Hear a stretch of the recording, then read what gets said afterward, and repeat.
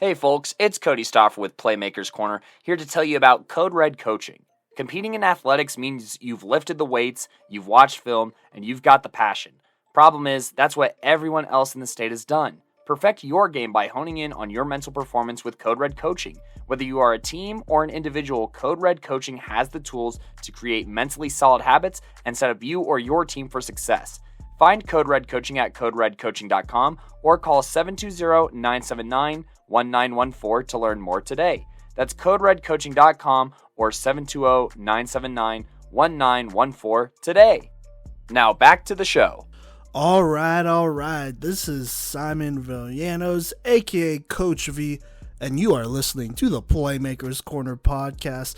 This is episode 208. Your Week 9 Colorado High School football recap.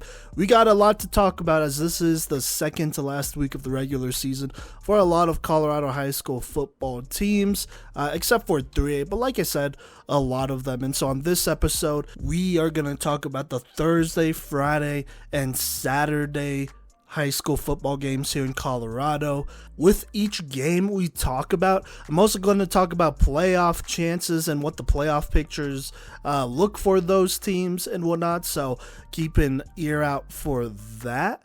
And we're also going to talk about the games that we went to. So I went to Montrose versus Mesa Ridge on Thursday and ThundeRidge versus Valor Christian on Friday. And technically, I also went to Littleton versus Conifer. I'll talk about that more briefly, though. And then our guy Gideon, he went to Flatirons Academy versus Highland. And so he'll talk about that game, which was a good 1A matchup. And unfortunately, Cody, he was not able to go to any games last week.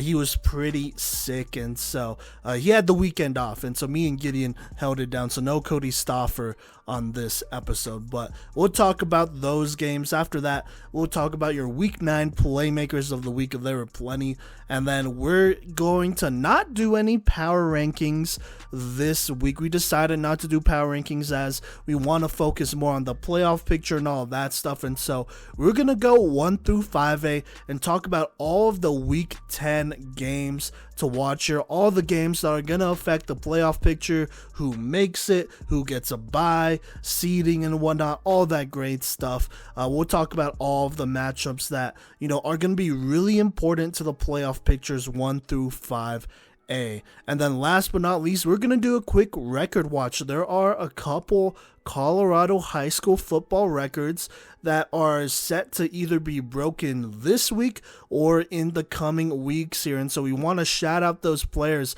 who have had excellent careers, seasons, games, all of that great stuff. And so we want to make sure we do that.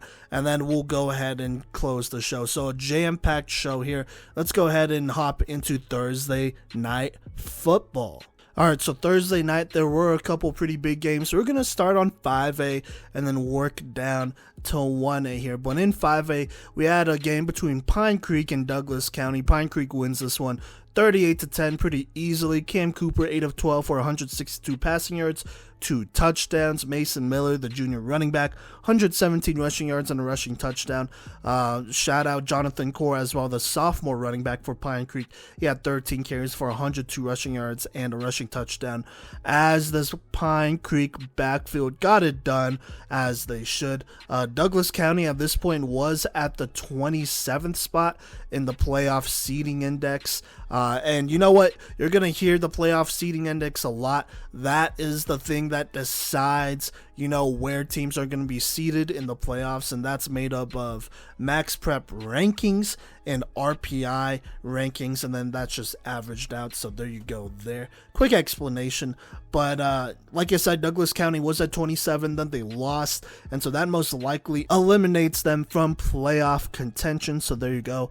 Pine Creek, on the other hand, they're pretty much a lock for buying the playoffs as they are currently at 5. So even if they lose their next game, they really shouldn't drop out of that top 8. And so they've basically clinched a bye at this point. Moving on, though, we have Fountains of Fort Carson versus Chaparral. They go ahead and beat them 46-9 here. Great performance all around by Fountain Fort Carson. Beat them as they should. At this point, Fountain Fort Carson is safe and a lock for the playoffs. They're at 17 as of today. That's October 24th. And Chaparral, they're 1-8. They're very much out of the playoffs, but they do have a young quarterback to boot around in Tevin Stokes, so they should be happy about that. Quick shout out though to Ty Fave. He had 2 picks, including a pick 6 in this game for Fountain Fort Carson, as they go ahead and defeat Chaparral 46-9. Moving on, we have Columbine versus Lakewood, and Columbine, as you expect, goes ahead and beats Lakewood 56-9. At this point, Columbine is basically a lock for the playoffs and a bye by being a top 8 seed here. As of right now, they are at 7. And actually, I'm not going to say they're a bye or they're a lock for a bye week in the playoffs, as they do pull Chatfield here to end the season. And Chatfield has not been playing bad, and so if they want to keep their bye, they really have to win this game, I would say. If they lose, it depends how they lose and all that, but that definitely leaves the door open for other teams to come in and claim their bye. And so if they want to keep their bye going into the playoffs, they have to beat Chatfield. So there you go, important game there. But Marcane Taylor, he rushed for 90 yards and 3 touchdowns at this one. Shout out to James Bassinger. Also got some burn here. 5 carries, 84 yards, 2 rushing touchdowns. As like I said, Columbine beats Lakewood 56-7. We then got Eagle Crest versus Smoky Hill, and Eagle Crest kind of wins a closer one, 35-26 here. As of right now, Eagle Crest is at 15 in the playoff seeding index. Should be a lock for the playoffs, but probably won't get a bye.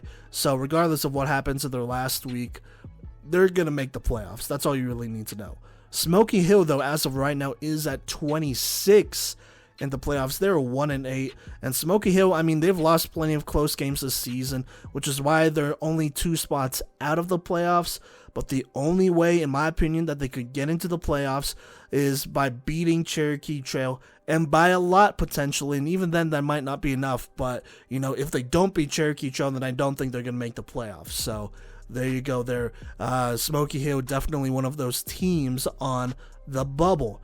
Now, this next matchup, we got 2 teams that are definitely not on the bubble. We got Mountain Vista versus Highlands Ranch here, and Mountain Vista escapes a potential upset by winning 21-17.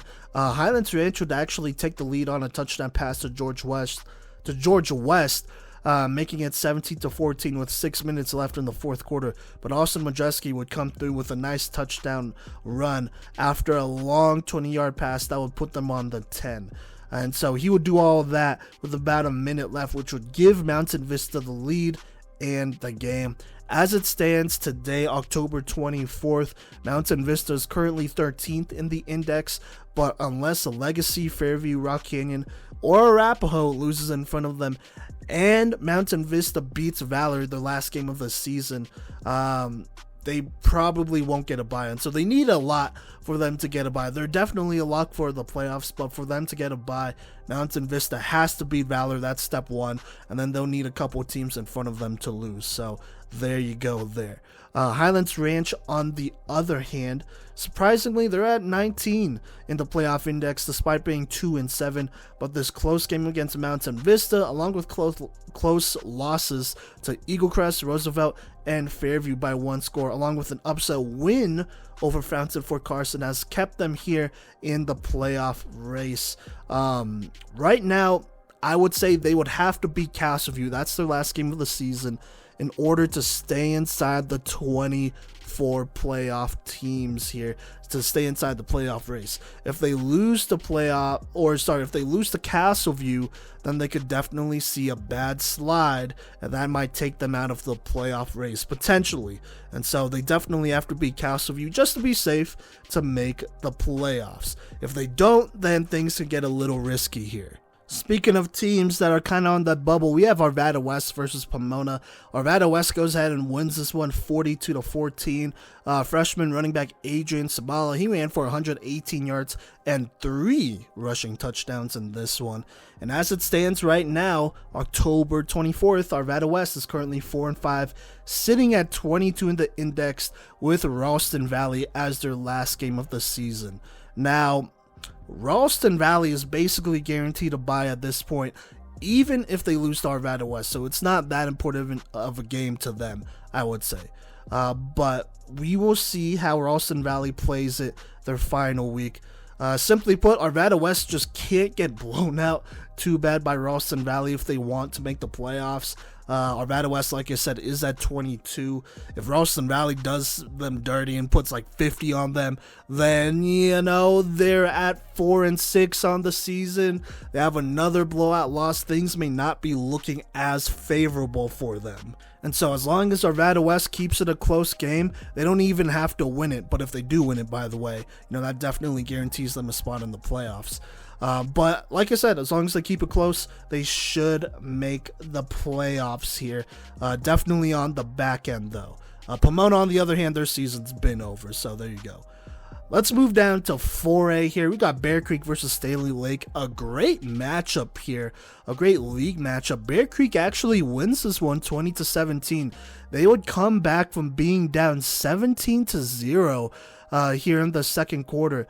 But an Adrian Rico to Isaiah Phelps fade route would go for a touchdown with under a minute left in this game. And that would be the game winner, along with a Jeremy Vasquez interception to go ahead and seal it. So big win for Bear Creek over Stanley Lake there in the last minutes of that game. An instant thriller there. So there you go. Bear Creek, they're 6-3 with Ponderosa left here. By this point, Bear Creek should be a lock for the playoffs, as they are currently at 16 in the playoff index as of today, October 24th. Stanley Lake, they're in a similar position. They are 5-4. They do have Dakota Ridge left to play. Stanley Lake, ironically enough, is at 21 with a 5-4 record. While Dakota Ridge is 3-5, but currently ahead of them at 14. Now, Stanley Lake should be a lock for the playoffs, considering they can't slide too bad getting beat by a team ranked so far ahead of them. But if they win, that definitely moves them up in a more favorable spot in the playoffs. So regardless, both teams are pretty much locks for the playoffs, but probably not a bye week. So there you go. Moving on, though, we got Skyline versus Grand Junction Central. Skyline goes ahead and takes care of business, blowing them out 40-14. Skyline, as of right now, is currently 14th according to the index, and at 5-4 are basically a lock for the playoffs. With Greeley Central left, they should beat them, and we'll see where they land in the final rankings here. Probably won't get a bye, but like I said, a lock for the playoffs. Grand Junction Central, on the other hand, at 3-6. With wins over Palisade, who they beat 2015, Grand Junction, who they beat 25-13, and Greeley Central, who they beat 55-6, along with one close loss to Fruita Monument, which was 14-7 at the beginning of the season. Grand Junction Central currently at 22 in the index, surprising enough. Silver Creek, Rampart Monarch, Thomas Jefferson, Cheyenne Mountain, and Vista Peak are all teams right behind them. Now, Grand Junction Central, they play Windsor next week, who is currently ranked ahead of them at 18. But unless they get blown out by 50, Grand Junction Central shouldn't slide out of the playoffs. And so, although they have a really bad record here and not many quality wins, it looks like they're going to make it as long as they don't get blown out by Windsor. So, we'll see what happens there. Moving on, we got Skyline versus Silver Creek versus Greeley Central. Silver Creek defeats Greeley Central 56-26, improving to 4-5. They have Monarch as their last game here. Shout out to Cole Rogers, 235 rushing yards, 5 rushing touchdowns, and 49 receiving yards for Silver Creek here. As of right now, Silver Creek is at the last spot in the playoffs. They're at 24. Rampart, though, is right behind them at 25. So there you go there. And that's as of today, after all the games, October 24th. Now, Monarch would need to beat Silver Creek at the end of this season here to secure a spot in the playoffs. Silver Creek is in a similar position. If Silver Creek loses at 24, that might leave an opening for Rampart, Cheyenne Mountain, or Thomas Jefferson to potentially take their spot. Most likely it would be Rampart if Rampart beats Air Academy here. And so this last game between Monarch and Silver Creek will be very interesting, as both teams would probably like to win here in order to secure a spot in the playoffs. If either team loses, then, their playoff spot will definitely be in question. Not out of the ordinary that they both could still make it if one of them loses, but it would definitely be interesting. Now, moving on, we got Loveland versus Windsor. Loveland dominates 31-0. Loveland 8-1 on the season. They face Longmont to end here.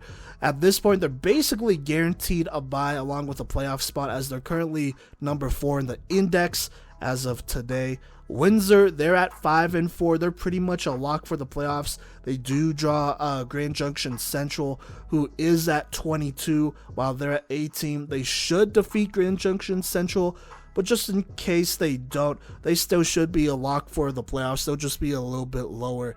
That game will probably matter more for Grand Junction Central, as they cannot afford a big loss to Windsor, because that might drop them out of the playoffs. Windsor, though, they're fine.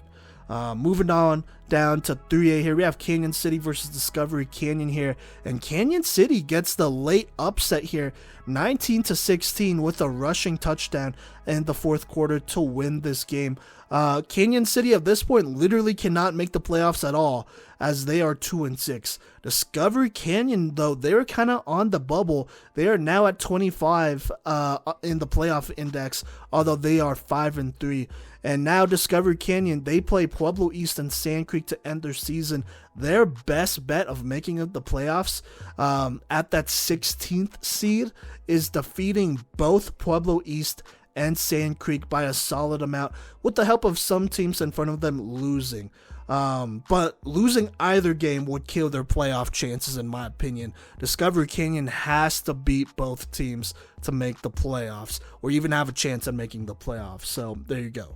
Speaking of making the playoffs, we have Resurrection Christian versus Mountain View, and Resurrection Christian is definitely making the playoffs. They just beat Mountain View 28-0. Res is sitting here at 7-1 with another easy win that should end Mountain View's playoff chances if they weren't already over.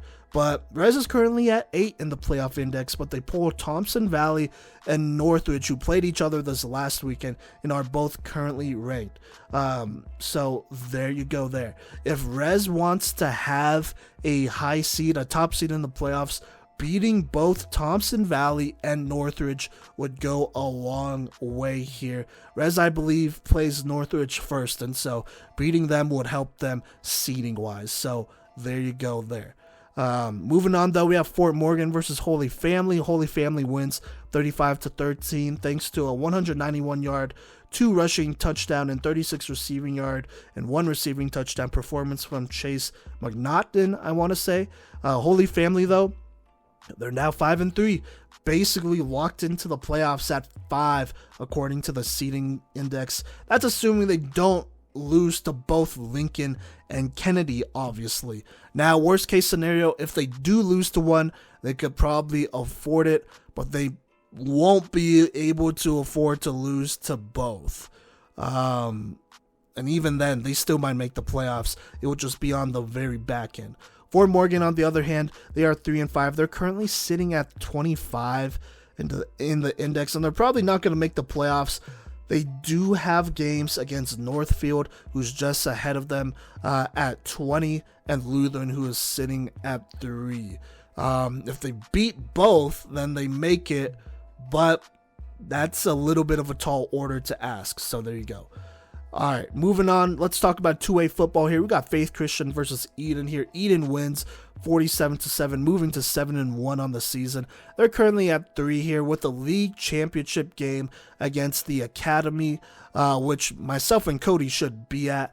Now, Eden, they're a lock for the playoffs and for a high seed since their opponent is at 5 here in the playoff index. The Academy is at 5 in the playoff index. So even if they lose, they should still make the playoffs. Now, I could see Eden taking over Delta for that second seed in the index if Eden beats the Academy by more points than Delta does. And so Eden would have to blow out the Academy basically here for that to happen. So there you go there. Faith Christian, they're out of the playoffs. They're 2-6. All right. We got Platte Valley versus Wellington. Platte Valley defeats Wellington 28-6, moving to 4-4. They have Prospect Ridge Academy ahead of them to end the season. Right now, Platte Valley is currently at 22. They're about 6 spots out of the playoffs with Pagosa Springs, Steamboat Springs, Salida, Brush Bennett, and University ahead of them. Not only do they need to properly blow out Prospect Ridge Academy, I'm talking about by at least 50 points, but they will need the teams in front of them to lose in order for them to make the playoffs. We will see what happens there. Wellington, on the other hand, they're now 4-4. They do play Bennett to end the season. Wellington, unfortunately, is just very outside of the playoff picture. According to the index, they're at 33. And so I don't think they will make the playoffs even if they blow out Bennett. And so there you go there. But this is not even a bad record for their first season because you got to remember Wellington, this is their first season as a program here. And so 4-4. If they lose to Bennett, they'd be 4-5. If they win, they're 5-4. That's not a bad record to have. Assuming all your players, most of their players are underclassmen. So lot to build off of here if you are Wellington. You could be happy with how this season is ending here and how it went. So there you go. Now, we have a couple 1A games, two 1A games to talk about here on Thursday night. Estes Park versus Sheridan. Sheridan would actually forfeit to Estes here. Estes Park is 7-1 with Flatirons Academy left as their last game of the season. As it stands right now, Estes Park is currently at 16. But it feels like a very fragile 16th seed as, they weren't able to play Sheridan, so they weren't able to, get some of the points that would help them out according to RPI and, rankings and all that. And so they were only able to get a forfeit. They weren't able to blow out Sheridan like they probably would have.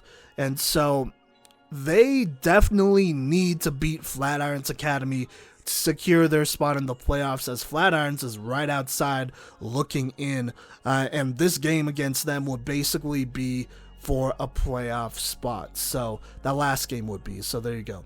Then we got Cedar Ridge versus Roaring Fork. Cedar Ridge wins 34-8, moving to 4-4. They got Cedar Ridge, that is. They have Buena Vista to end the season. They're currently at 21, Cedar Ridge. According to the index, with the Middle Park, Flatirons, BLA, Ignacio, and Estes Park, which is at 16, all in front of them.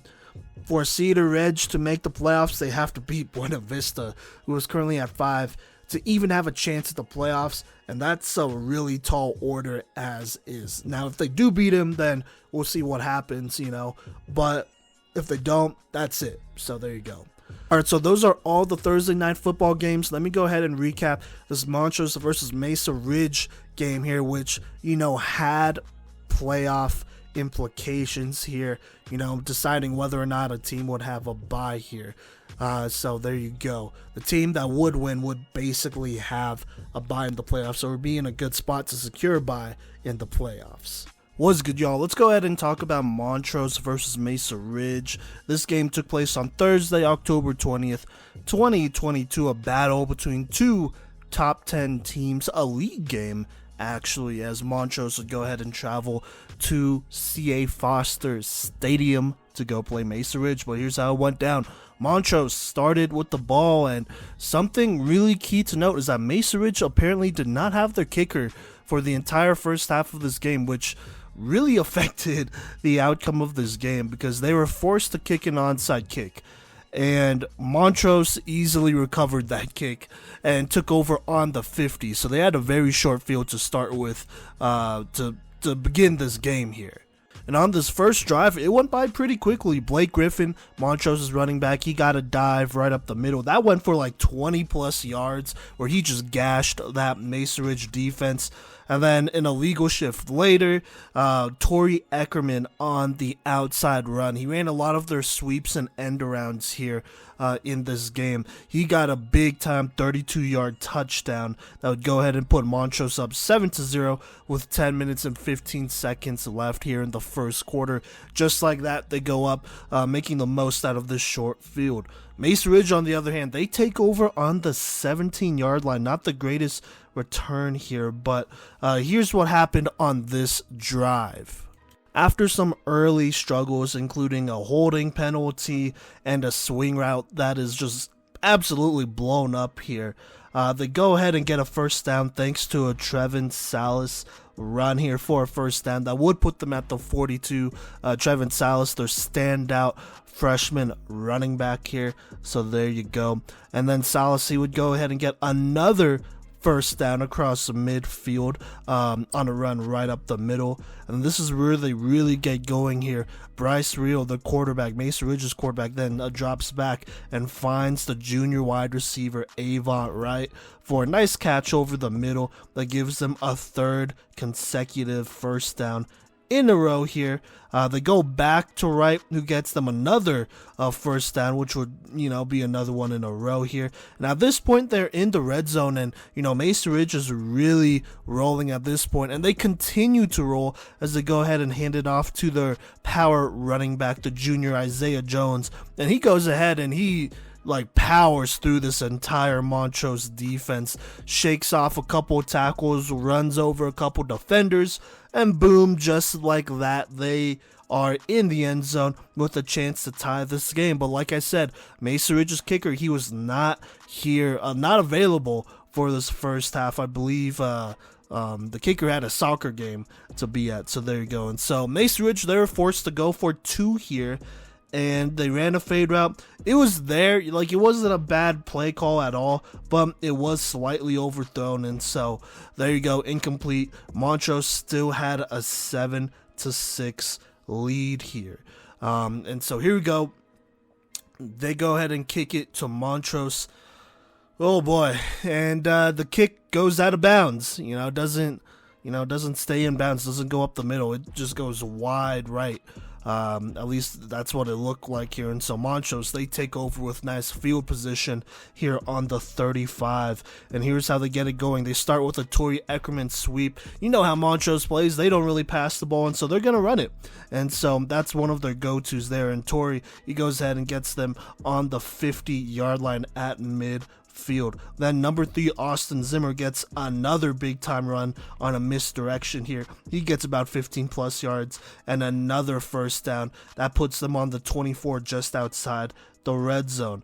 Torrey Eckerman on another sweep will then put them in the red zone, specifically on the 12-yard line right after that, and give them a first down here. Now, a couple plays later, Mesa Ridge they do put them in a 3rd and 3 situation on the 5-yard line, but Montrose, they run the ball up the middle, and they get just enough for a first down, just outside the end zone here. But it doesn't matter. Blake Griffin goes ahead and punches it up the middle and makes it a 14-6 game after the PAT. There's about 2 minutes left here in the first quarter.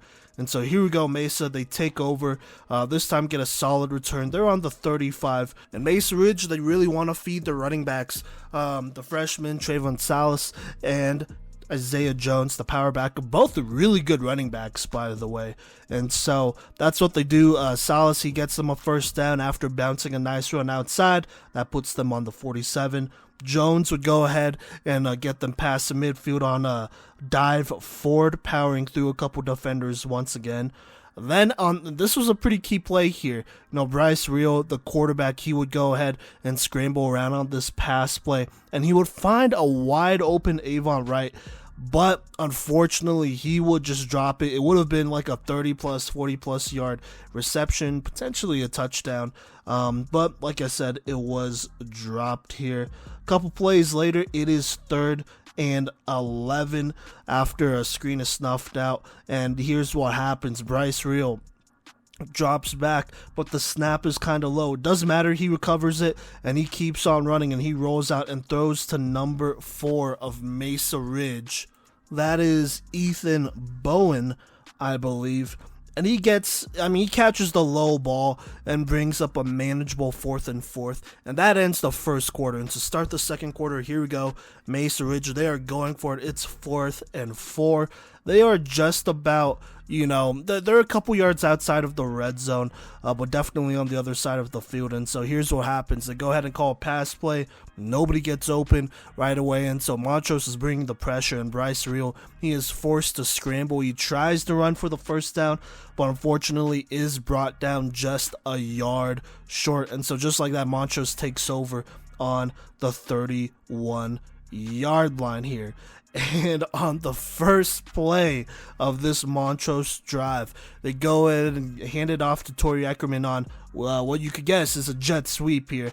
And he goes 69 yards to the house for a Montrose touchdown. And after the PAT makes it a 21-6 game here with about 11 minutes, 38 seconds left here in the second quarter. And Montrose, they love to run out the clock, play good defense. Being up by 2 scores against a team like Montrose is almost a death sentence. And so Mesa, they really got to get something going here.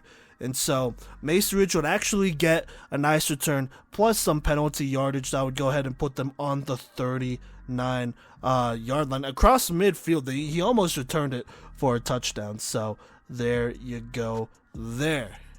But unfortunately, there is a holding call to start this drive here. After the first play, there is a holding call. And so it becomes 2nd and 21 here. Kind of in a tough spot, but doesn't matter. They go ahead and drop back Bryce Reel. He extends the play, avoids the pass rusher, and finds Avon Wright. Goes back to him, who makes the catch this time for a big 20-plus yard play. On top of that, they call roughing the passer on Montrose. And so it is first down here on the 5-yard line. 1st and goal on the 5-yard line. And to cap off this drive, to make the most of that return, Bryce Reel goes ahead and runs this one in, making it a 21-12 game here. Still with that, their kicker, Mesa Ridge, is forced to go for it. And, they go ahead and call a pass play, and they get it. But unfortunately, they call a false start on Mesa, and so they got to replay the down here, and obviously they are pushed back. And so they call another play, they run it and all that, but they do call a penalty on Mesa Ridge. Montrose declines it because the 2-point conversion was no good. And so it's 21-12 going into this next drive here. There's about 10 minutes left here in the half. Now this kick is a bad one, goes out of bounds again. And so Montrose once again takes over on the 40-yard line here with a chance to go ahead and extend this lead. And Montrose, they get all the way down into the red zone thanks to a couple of Torrey Eckerman sweeps and Blake Griffin dives. Nothing too crazy here. But once they get into the red zone, they kind of begin to stall out a little bit. And so they do actually call a pass play. And it works. None of the Mesa Ridge defenders are there to defend it. So the quarterback, Gage Wareham, has like 4 or 5 open targets here. But he is not able to complete the pass for some reason. It's about 5 yards short. I don't know. It was just a horrible pass, to be honest with you. And so that brings up 4th down. And on 4th down, Montrose, they try to run it, but they fumble the handoff. And so Mesa makes a big stand here, and they take over on the 20 with about 4 minutes and 11 seconds left. But Mesa Ridge is not able to capitalize on this turnover, as they get a turnover of themselves. They actually fumble the handoff, just like Montrose did, and Montrose recovers it with about 3 minutes and 11 seconds left here. And so here's what ends up happening. Gage Wareham, they go ahead and call another pass play, and this time he does not miss. He finds his running back Blake Griffin, who scores on the short receiving touchdown. And so just like that, it is a 28-12 game. They go up by 2 scores once more here. And so here right before half. There's about 40-ish, 50 seconds left here. Mesa, they try to get something going. They do throw a Hail Mary at the end here, but it is deflected. And so going into halftime, it is 28-12. Montrose leads. But Mesa Ridge, they do get the ball to start the third quarter, and on top of that, I guess their kicker came back, and so there you go. But here we go. Mesa, they take over on the 28 to start here. They start with a good throw, a great throw to Ethan Bowen over the middle, and that goes for about 20 plus yards past midfield. Great way to get this drive started. Then after that, a couple plays later, Bryce Reel was sacked, making it 3rd and 9. But it doesn't matter, as Bryce Reel on the next play, they go ahead and call a pass. He works up the pocket, tries to find somebody, nobody's open, so he takes off and gets 10 yards for a first down. A couple plays in, he tries to throw it again, but they do call a PI on Montrose, and so that actually puts Mesa on the 20 here in the red zone with a first down here. And to go ahead and end this drive, Bryce Reel drops back and finds his receiver Tanner Whittick on a quick hitter slant. Bryce Reel was feeling the pressure here, but he just delivered a great ball.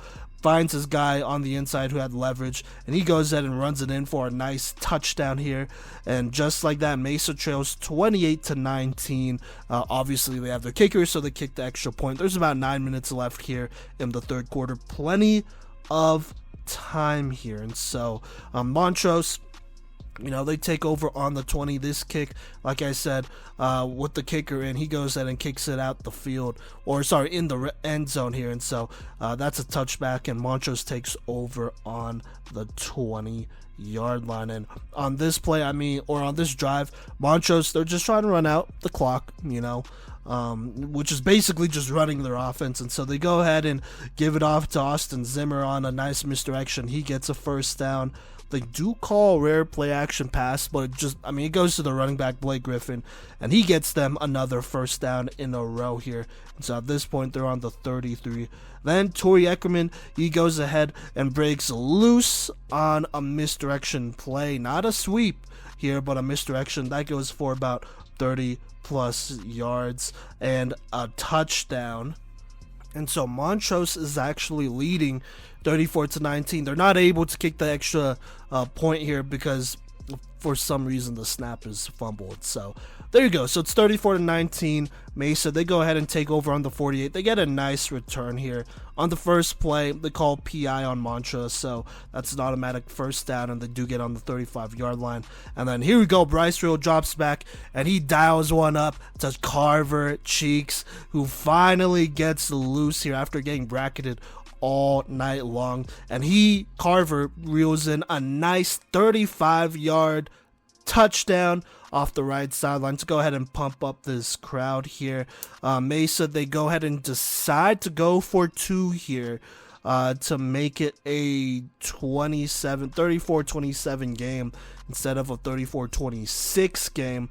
But the 2-point conversion, unfortunately, is just slightly overthrown here, and so it stays a 34-25 game here. That's only a 9-point game. There's about 5 minutes left here in the third quarter.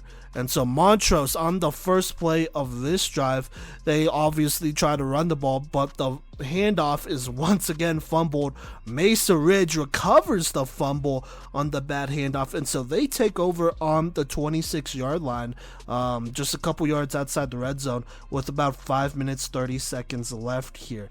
But unfortunately, Mesa Ridge is just not able to capitalize here. A couple false starts, a couple incompletions and whatnot, but specifically the false start killed them here, because that made it, instead of a 2nd and 11 situation, a 2nd and 19 situation, that would go ahead and kill this drive. And so Montrose eventually would take over on the 20 and avoid a scare there. So with less than a minute left in the third, Montrose, as always, run the ball, and so Blake Griffin, a run up the middle, gets 10 plus yards, so putting them on the 42. Torrey Ackerman gets them another first down, and that basically is the end of the third quarter. Here in the fourth quarter, nothing too much changes. They continue to run the ball until they go ahead and pass it to number 15 here, Montrose passes it to number 15 here. That's Alonzo Leba, I want to say, their tight end. And he makes, I mean, I don't know if he necessarily made a couple Mesa Ridge defenders miss. The Mesa Ridge defenders were just not tackling well on this play. And so he almost scores. Almost. But instead, he goes ahead and puts them on the 2-yard line here. Obviously, in the red zone, it's 1st and goal. And 1st and goal, I mean, that's basically an automatic Montrose touchdown at this point. And that's what happens. Blake Griffin up the middle goes for another Montrose touchdown. Now, Montrose, for some reason, wants to go for 2 here to make it a 3-score game here. I guess I get it, but not really. The handoff is fumbled, so 2-point conversion is no good. Montrose does lead by 15 here, 40-25, with 11 minutes left here in this game. And so here we go. Mesa Ridge off the touchback, take over on the 20. Bryce Reel finds Carver Cheeks on a short pass that goes for a 1st down. And then Bryce Reel goes ahead and dials up a big time touchdown here to Tanner Whittick. It goes for 50 plus yards here, as Mesa Ridge wants to make sure that Montrose knows that they're still there. And so they go ahead and throw that touchdown, and just like that, it is 31-40.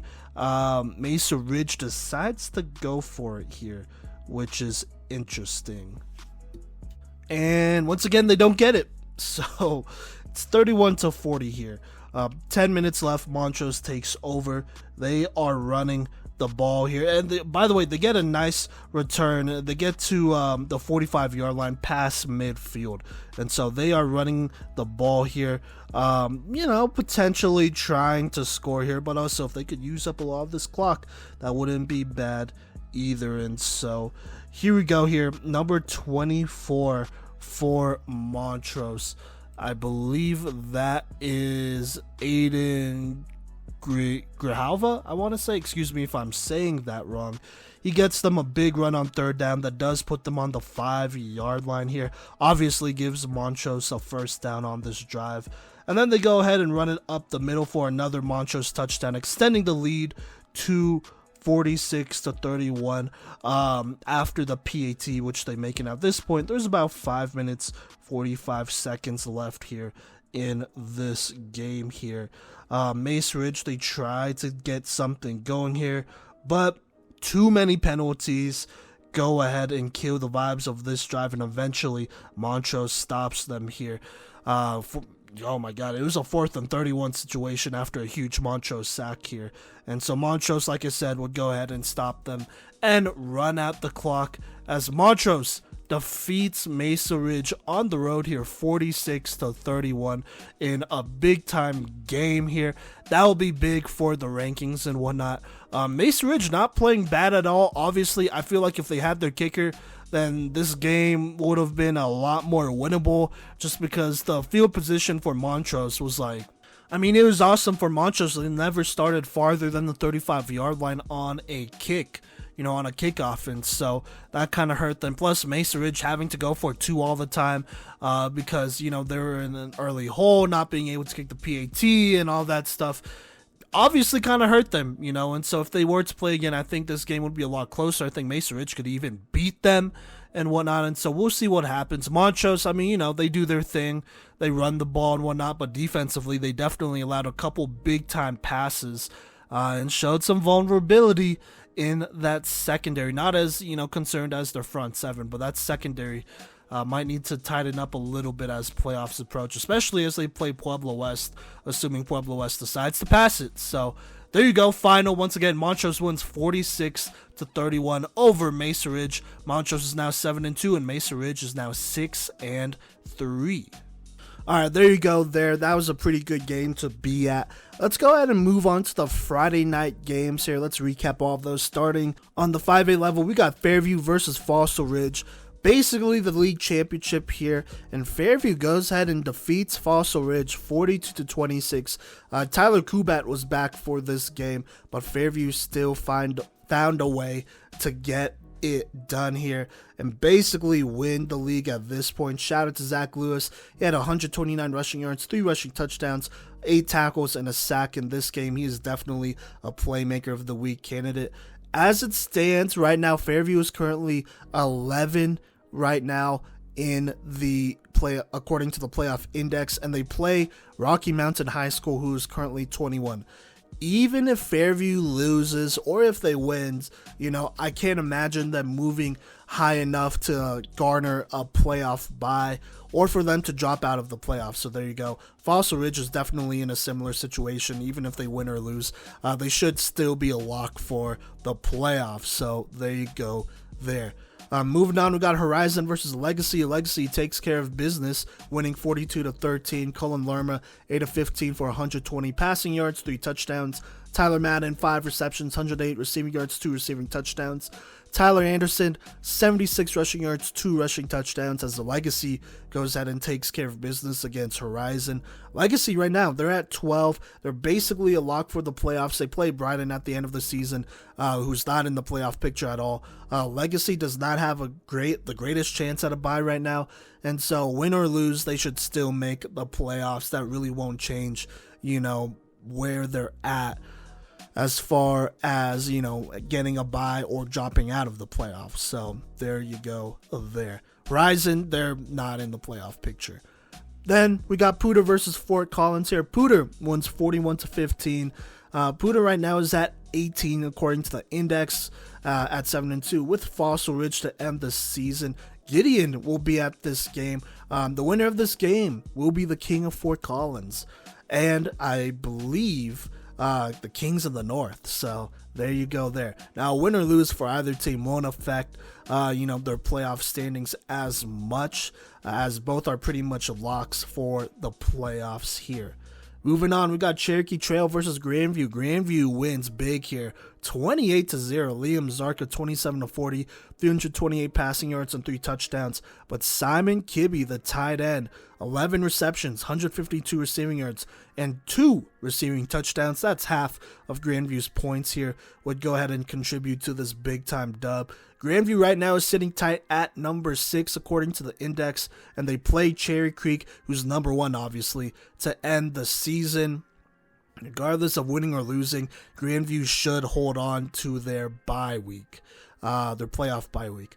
Cherokee Trail, on the other hand, they are 3-6, and they are currently at 23 in the index, so kind of on that bubble. Now, they play Smoky Hill, who is on the outside looking in at 26. Smoky Hill, that is. Now, if Cherokee Trail loses, that might be enough to kick them out of the playoff picture, and so Cherokee Trail really cannot afford to lose to Smoky Hill here. So that'll be a key game to look at if you want to see if Cherokee Trail is going to make the playoffs or not, especially if you are a team that is outside looking in. You want to see if Cherokee Trail loses, because if they do, then a spot for the playoffs might open up. So there you go. Moving on, though, we got Cherry Creek versus Arapahoe. Cherry Creek wins pretty easily here, 42-7. Brady Vodka, 9-15, 158 passing yards, 3 passing touchdowns. Jordan Heron, 106 rushing yards and a touchdown. He also had 1 reception, which was a 78-yard touchdown reception. So there you go. Carlson, Bubba Tan comes back, 106 rushing yards and a touchdown here. No Ishmael Cece, he sat this one out here, but is looking to potentially play soon here. Or not. Cherry Creek might just sit him into the playoffs. As of right now, Cherry Creek is currently number 1 in the state and is pretty much guaranteed a bye, whether they win or lose to Grandview, but they're definitely favored in that game. So there you go there. Arapahoe, on the other hand, is currently sitting just outside of the bye week teams here at number 9 here. And they play number 15 Eagle Crest to end the season. If Arapahoe wants a chance at garnering a bye week, they have to beat Eagle Crest. They just do. And then once that happens, they will need ThunderRidge to lose to Rock Canyon as well. That's most likely the scenario to put them in the bye week conversation here, because right now they're just sitting outside, but they do have a good chance at getting a bye week. But step one, they have to beat Eagle Crest. If they don't beat Eagle Crest, they're not going to get a bye week. Simple as that. Moving on, though, let's move on north. We got Rocky Mountain playing Boulder, and Rocky Mountain wins big 42-3, as they should, thanks to a dominant ground game. Abraham Shatilla, I hope I'm saying that right, by the way, the junior running back, on 23 carries, went for 200 rushing yards and 2 rushing touchdowns. Rocky Mountain has Fairview to end the season. Rocky, as of right now, is at 21, according to the index. A loss to a number 11 Fairview team shouldn't end their season. At least I don't think so. And so Rocky Mountain is basically a lock for the playoffs. Now, if they beat Fairview for any reason here, then, they should move up. But we'll see. Like I said, regardless, they're a lock for the playoffs. It's not like beating Fairview would give them a bye week. So, yeah. Mullen versus Prairie View. Mullen wins this one 38-23. Kind of a close one, but Ben, I want to say it's Kirza, excuse me if I'm saying that wrong, but he goes 17 of 26, 300 passing yards, 5 passing touchdowns in this one here. Mullen, as of right now, is currently at 25 in the playoff index. One spot out looking in here. Mullen, they play Rangeview to end the season. And they got to beat Rangeview for a chance at the playoffs. So there you go there. If they lose to Rangeview, then they're not making the playoffs. Mullen, that is. Now, if they beat Rangeview, that doesn't guarantee them a playoff spot. They're going to need teams on that bubble to lose. And so we'll see what happens. But Mullen absolutely needs to take care of business this next week if they even want a chance. So there you go. Now, this next game I'm going to talk about, Legend versus Regis Jesuit. Both teams basically guaranteed a spot in the playoffs, but Regis, they go ahead and win this one 26-11. Legend did not start John Brookhart here. Looks like they started their sophomore quarterback, Nick Farley, who kind of struggled, went 15 of 29, 151 passing yards, 2 interceptions, no scores here. A DeAndre Barnes interception for Regis Jesuit, followed by an Aiden Chase touchdown, made it 26-11, which would basically end this game with about a minute left here in the third quarter. So there you go. Regis defeats Legend 26-11. Legend, as of right now, is currently at 16. Pretty much a lock for the playoffs. They do play Douglas County, who is not in the playoff picture at all. And so, assuming they don't lose to them, they should make the playoffs. But even if they did, they should probably still make the playoffs regardless. Quickly, though, do want to shout out Albert Medina for Regis Jesuit. He had 85 rushing yards and 2 rushing touchdowns in this one. Speaking of Regis, they are currently at 4, and they play number 17 Fountain Fort Carson to end the season. Even if they lost to Fountain Fort Carson, I don't think that would be enough to slide them out of a bye week. So there you go. Regis Jesuit definitely guaranteed a playoff spot and a bye week as of right now. Now, a team that is looking to potentially get a bye week is Rock Canyon here. They played Castleview, and they defeated Castleview 28-3 off of 3 Luke Winogle touchdowns. Rock Canyon right now is at number 10, according to the index, with number 8 ThunderRidge to end the season. Now, if they beat them, that would definitely give them a solid chance at taking ThunderRidge's bye week, which they are currently slated to have, ThunderRidge that is. Now, if they lose them, I mean, they're still going to make the playoffs. It's not the end of the world or anything like that, but Rock Canyon definitely benefits more by winning this game than ThunderRidge does. So there you go there. We'll see what happens there. Moving on, we got Chatfield versus Ralston Valley. Ralston Valley beats Chatfield 27-20. Deano Bonallo rushing touchdown would put them up 27-10 with 2 minutes left in the third. So it's not as close as the score looks here. But a Jake Jones touchdown pass and a field goal with about 4 minutes left in this game would make it closer. But Ralston Valley was definitely in control for most of this game. Josh Rios, 6 receptions, 153 receiving yards, 3 receiving touchdowns. Definitely a Playmaker of the Week candidate here.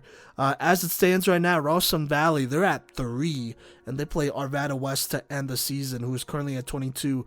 Ralston Valley is basically guaranteed a bye week and obviously a playoff spot, but this last game will matter more to Arvada West, as they cannot afford to get blown out by Ralston Valley. So we'll see how Ralston plays it here. Now Chatfield, on the other hand, they are at 20, and they're 4-5 according to the playoff index. Chatfield plays Columbine, number 7 Columbine, to end the season. Now Columbine cannot afford to lose this game if they want to keep their bye. That's just how it is. If Columbine defeats Chatfield should still be able to make the playoffs here. Obviously, if Columbine blows out Chatfield, that would be a pretty big dent, and we'll see how far they fall. But I don't think it would be enough here for Chatfield to fall completely out of the playoffs. Who knows, though? We'll see. Now let's go ahead and talk about 4A ball here. You have Golden versus Adams City. As you could expect, Golden wins 42 to 14 here. Golden, they're at 12 according to the index. They play Grand Junction, who's not in the playoff picture at all. And so there you go. Golden is a lock for the playoffs. I don't think there's any room for them to move up and get a bye week. So there you go. Coronado versus Pueblo West. Pueblo West wins, as you could expect, once again, 49-7. Jacob Trader, 221 rushing yards, 3 rushing touchdowns.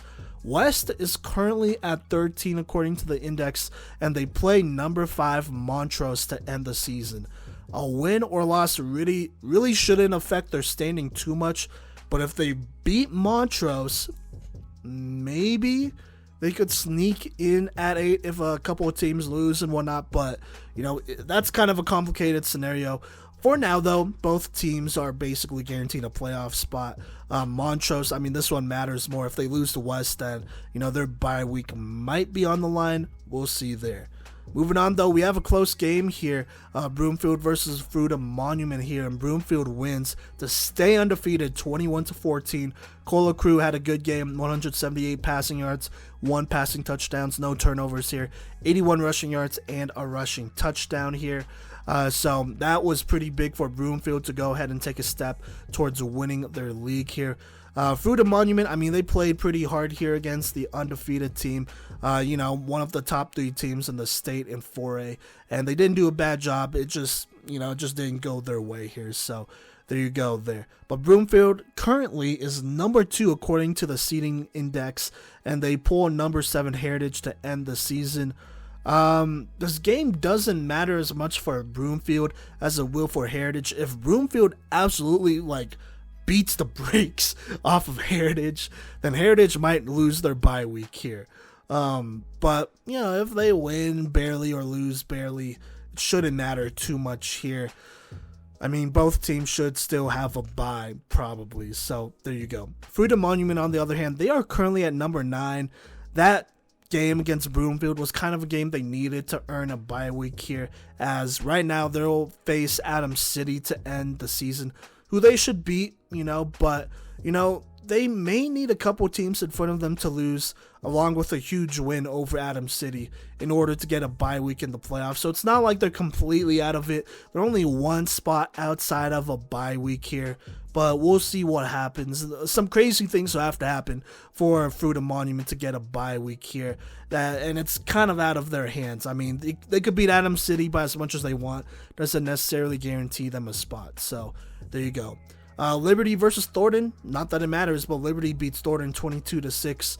Unfortunately, neither team is making the playoffs, as Liberty is past 30, so they're not even in the playoff picture, despite being 6-3, which make what you want out of that. So there you go. Now back to playoff teams. We have Erie versus Longmont. Erie continues to win here and kind of survives Longmont, who sticks around in this game, but Erie wins 44-21. Blake Barnett, a Playmaker of the Week candidate, he won 13 of 22, 225 passing yards, 3 passing touchdowns. He had 76 rushing yards and 2 rushing touchdowns, and that was all before it looks like he got ejected in the 4th quarter, some sort of taunting thing, or at least that's what it says here on the recap here.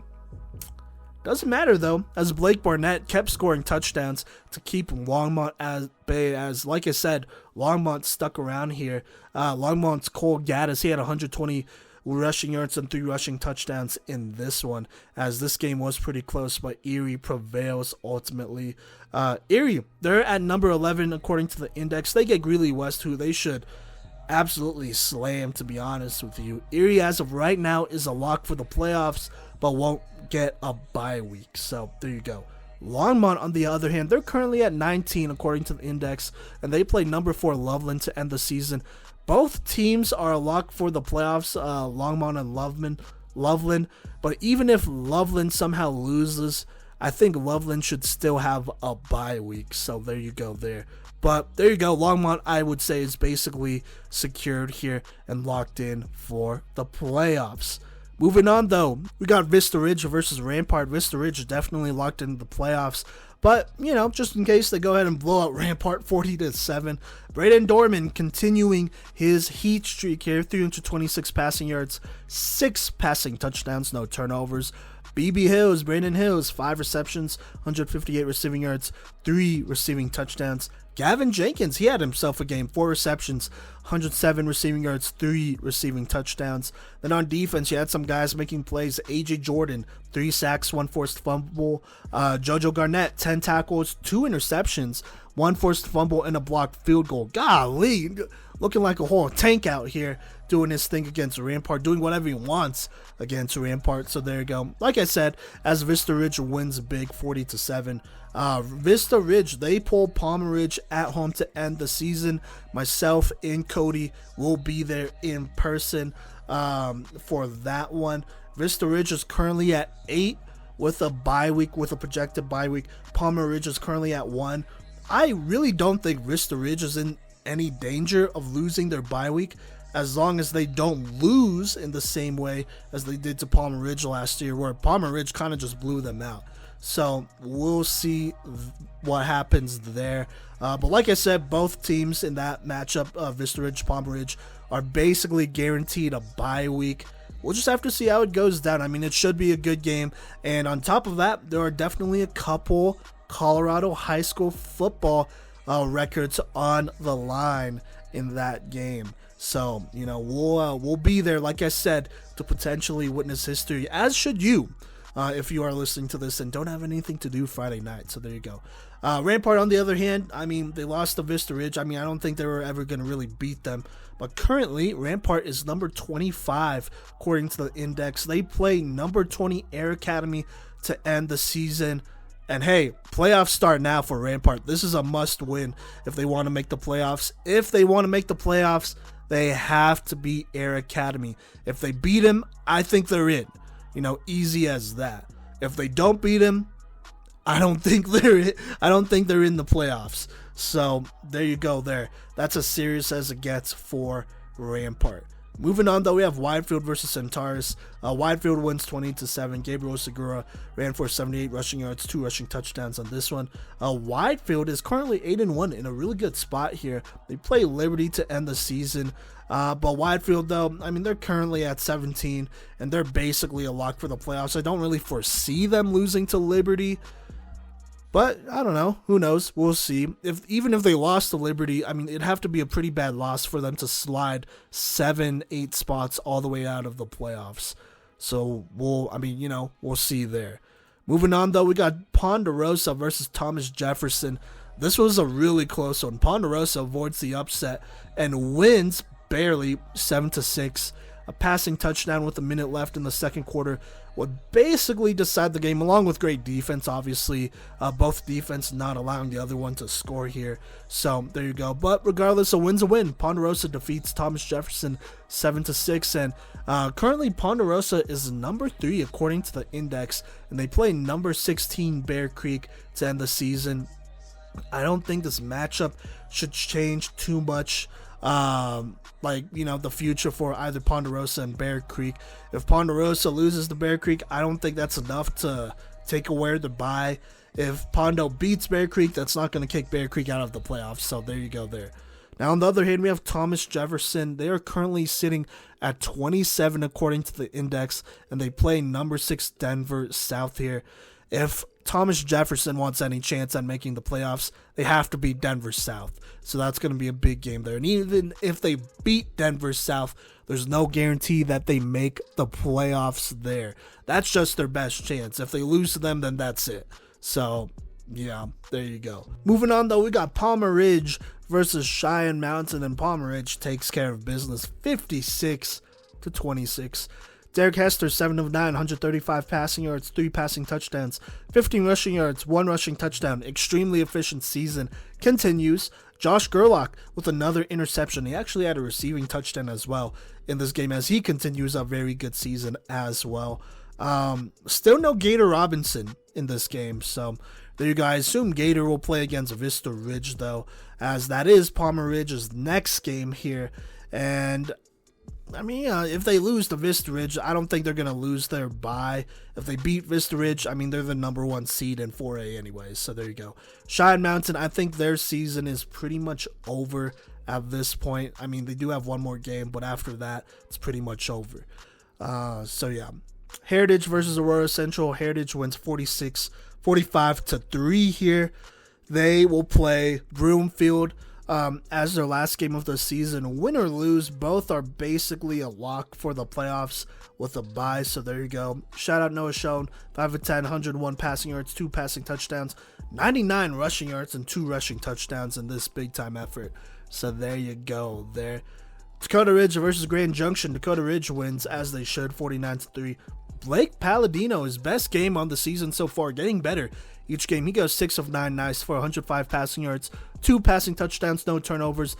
Did also get 36 rushing yards and 3 rushing touchdowns. So there you go, definitely a Playmaker of the Week candidate here. Dakota Ridge is currently at 15 with the number 21 Stanley Lake to end the season. I don't think this game should affect either team too much, win or lose, as both are pretty much locks for the playoffs. So yeah. Moving on to 3A football, though, we got George Washington versus Riverdale Ridge. G-Dub wins 28-10. They're at 13 according to the index, and they got Denver North and then Frederick, who is currently at 9 to end the season. That last game should be key for them if they want to move up and get a better seeding in the playoffs. We'll see what happens. But they're basically a lock here, assuming they don't get upset by Denver North. So, yeah. We'll see. You know, anything could happen. But moving on, we got Kennedy versus Lincoln. Kennedy wins 50-8. Isaac Cisneros, 16 of 28. 305 passing yards, 3 touchdowns, and 1 pick. As it stands, Kennedy currently at 22. According to the playoff index at 3 and 5 here. There are only 16 playoff spots, by the way, in 3A, so just keep that in mind. Now, Kennedy, they have Lutheran and a Holy Family left. They have to win at least one of these games, one of these 2 games if they want to make the playoffs. Lutheran is at 3, Holy Family is at 5. If you want to get in, you got to beat one of those squads. If you lose to both, then you're not going to make it, in my opinion. So, there you go. And if by some miracle they beat both, which is really hard to do, well, shoot, then yeah, they should have a playoff spot. That's pretty big time. So there you go. Durango versus Eagle Valley. Durango wins 62-8. Jesus Christ. Tyler Harms, 7 of 8, 223 passing yards, 3 passing touchdowns, 15 rushing yards, 1 rushing touchdown. Extremely efficient season. Another extremely efficient game here. But you got to shout out the run game. Jarek Baruch and Zachary Haber each had 2 rushing touchdowns as they help in this winning effort here. Durango is currently at number 2, pulling number 14 Palisade to end the season. So Durango will actually have a week off right before the 3A playoffs start here. And so winning or losing this last game really shouldn't affect their season too much. I don't think they're going to pull starters and rest guys since they already have a bye week. But, we'll see what happens. Like I said, this game isn't as important for Durango as it is for Palisade here. So there you go. But yeah, Durango basically a lock for the playoffs and for a high seed in the playoffs as well. Now, speaking of high seeds here, we got Northridge versus Thompson Valley. Northridge trying to bounce back from a loss to number 1 Roosevelt. And that's what they do as they bounce back with a 24-14 win here. Northridge is currently at 6 according to the index, and they play Resurrection Christian, who is at 8. beating Resurrection Christian will help solidify their spot as a top seed in the playoffs. So there you go. If they lose them, it's not like they're going to fall out of the playoffs there. But Northridge does play Severance, who is at 21. And if Severance beats Northridge, then Northridge won't. I don't think they'll fall out of the playoffs, but Severance will have a better chance at theirs. So regardless, Northridge needs to stay locked in order to beat these teams, because that would really help them move up and get a better seed. So there you go. Thompson Valley, on the other hand, they are currently number 10 according to the seeding index, and they have Roosevelt and Resurrection Christian to end the season. Wouldn't exactly say they're favored in either game, but I don't think losing either game should kick them out of the playoffs, though. You would like to win one, though, to definitely secure kind of a higher seed than what they would have if they lost both games. So we'll see what happens there. Moving on, though, we got Pueblo Central versus Lewis Palmer. Central wins 39-8. Michael Montoya, 170 rushing yards, 2 rushing touchdowns. As it stands today, according to the index, Pueblo Central is currently at number 16 in the index, and they pull number 19 Harrison this next week, and so that's going to be a big game here. If Pueblo Central loses to Harrison, they might not make, or I don't think they'll make the playoffs here. The last game other than Harrison they have is Pueblo South, but Pueblo South is way out of the playoff picture. So there you go. So really, Pueblo Central can't afford to lose to either Harrison or South if they want to make the playoffs. Harrison, they're going to be hungry. They know this next week they have to win if they want to get in.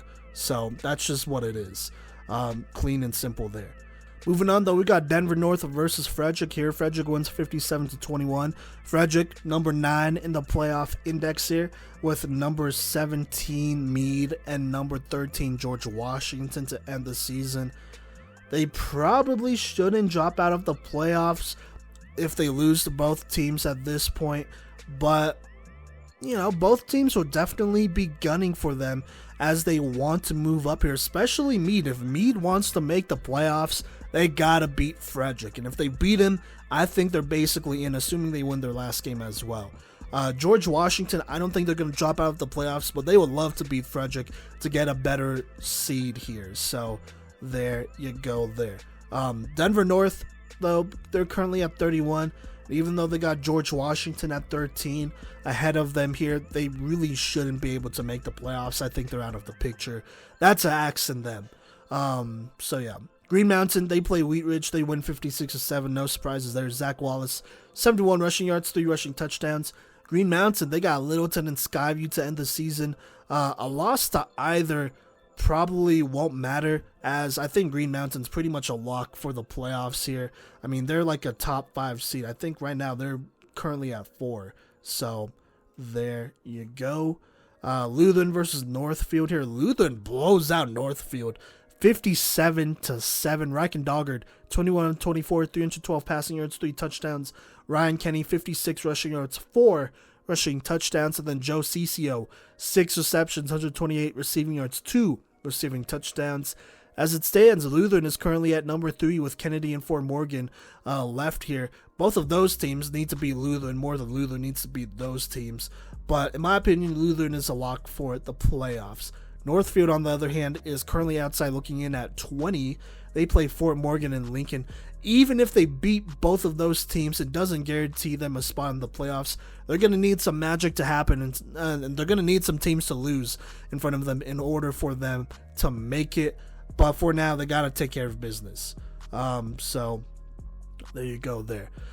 All right, Harrison versus Pueblo South. Harrison wins 14-0. Kind of close one here, but they still get the dub here. Carlos Preciado, 168 rushing yards. Maurice Martin, 51 rushing yards and a rushing touchdown. Jameson Taylor, he had a pick 6 in this game here. That would be the other touchdown for Harrison. So here it is. Harrison, they're at number 19. They play Pueblo Central, who's at 15, and then Sierra to end the season.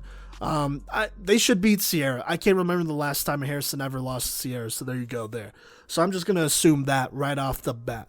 But to make the playoffs, you got to beat Pueblo Central. If you want any chance of the playoffs, this is the game that matters. So we'll see what happens there. Moving on, we have Evergreen versus Skyview. Evergreen wins big, 61-6. Tommy Pacholski goes crazy in this game, 29 of 36 for 333 passing yards, 8 passing touchdowns. He has now broken a couple records here, and I'm going to go ahead and talk about it right now. He's broken the single season touchdown record previously held by Griffin Loretano, the quarterback before him. So there you go there. On top of that, Tommy now also holds the single game passing touchdowns record with 8 passing touchdowns in this one. And so congrats to Tommy Pacholski. He is obviously a Playmaker of the Week candidate here. Moving on, though, we got Pueblo East versus Mitchell, and Pueblo East wins 83-0. That is the biggest deficit win all season. Win deficit? Whatever. That's the biggest win all season by any Colorado high school football team, I'm pretty sure. Zayden Stevens, 6 of 7 for 196 passing yards, 4 touchdowns in this one. Yeah, I mean, Mitchell was never going to make the playoffs. It was going to be a surprise if they won a game, so there you go. East did what they had to do to them in order to help their RPI rankings and all that, and I don't blame them, so there you go. East, though, they're currently at 12 according to the index, with Discovery Canyon and Pueblo County to end the season.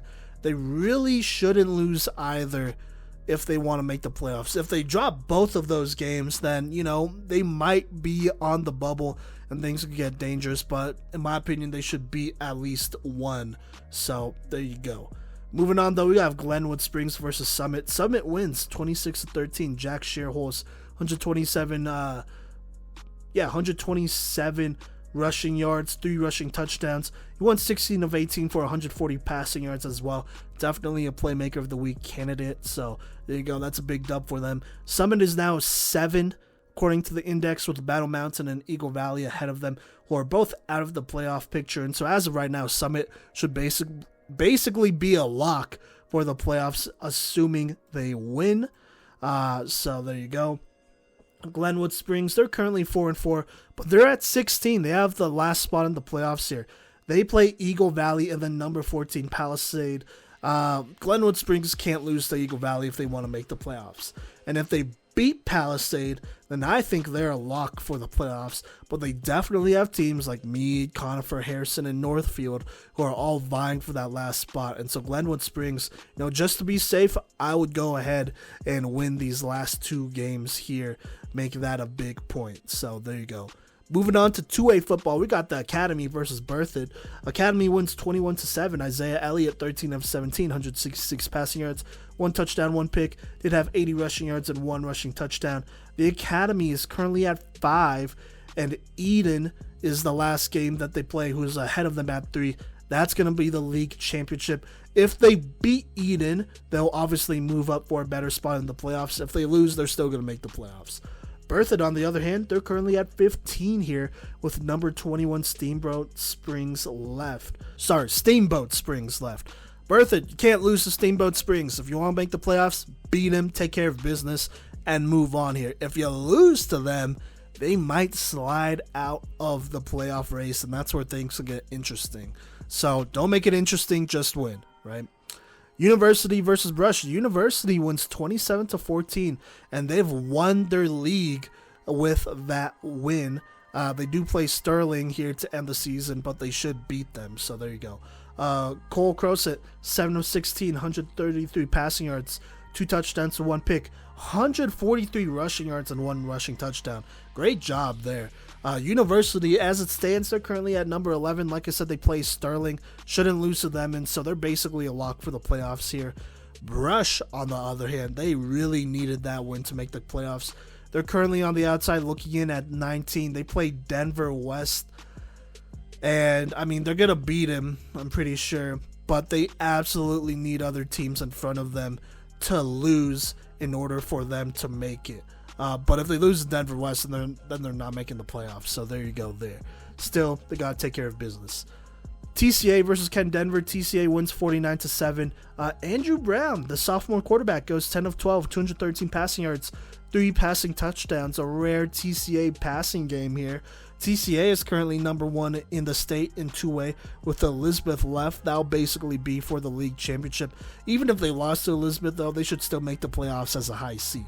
Grand Valley, versus Rifle. Rifle, they go ahead and beat them 48-0. Rifle is at 10 with Coleridge left, but regardless, they're a lock for the playoffs. Even if they lost to Coleridge, I don't think they'll slide that much out of the playoff race here.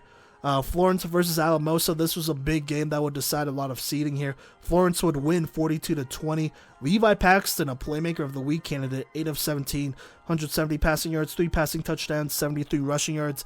Lincoln Nix, 187 rushing yards, 6 tackles on defense as well. Gage Goodall, 3 receptions, 82 receiving yards, 2 receiving touchdowns. Also snagged an interception there. Like I said, as Florence defeats Alamosa 42-20. Florence is currently number 4 according to the index, and they'll play number 16 La Junta to end the season. Florence should make the playoffs regardless, but this game matters more for La Junta. If La Junta gets blown out by Florence, then La Junta might not make the playoffs here. So we'll see there. Florence has they have the potential to bounce them out from the playoffs. It just depends how they play this last game here. So we'll see about that one. That one definitely matters more for La Junta than Florence, who's a lock for the playoffs. Florence, that is. Bennett versus Valley. Bennett wins 52-12. Connor Rayburn, 237 rushing yards, 3 rushing touchdowns here. Bennett, as of right now, is currently on the outside looking in. They're at 17. And they play Wellington left, who's not in the playoff picture. For them to make the playoffs, they not only need to win big against Wellington, but they need Florence to blow out La Junta here. And I'm sure a couple other teams losing won't hurt their chances either. So there you go there. Steamboat Springs versus Fort Lupton. Fort Lupton wins kind of a shootout here, 52-35. Will Alvarado, Playmaker of the Week candidate, he went 15 of 27, 245 passing yards, 4 passing touchdowns, 68 rushing yards, 1 rushing touchdown. For Lupton, as it stands, currently sits at 24. And if they want to make the playoffs, they have to beat Faith Christian. That's part 1. Part 2 is hoping that the right teams in front of them lose. Even then, that might not be enough. Steamboat Springs, on the other hand, they are at 21. They play number 15 Berthoud. They have to win that game if they want a chance at the playoffs.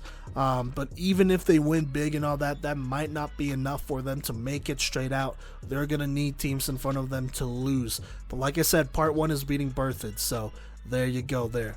Delta Bayfield. Delta, they win 48-6. Ty Reed returns here, 4 of 7, 116 passing yards, 2 passing touchdowns. Running game went crazy, by the way. They ran for a combined 260 rushing yards and 5 rushing touchdowns. Delta, as it stands, currently is sitting at number 2. They play number 13 Montezuma Cortez to end the season.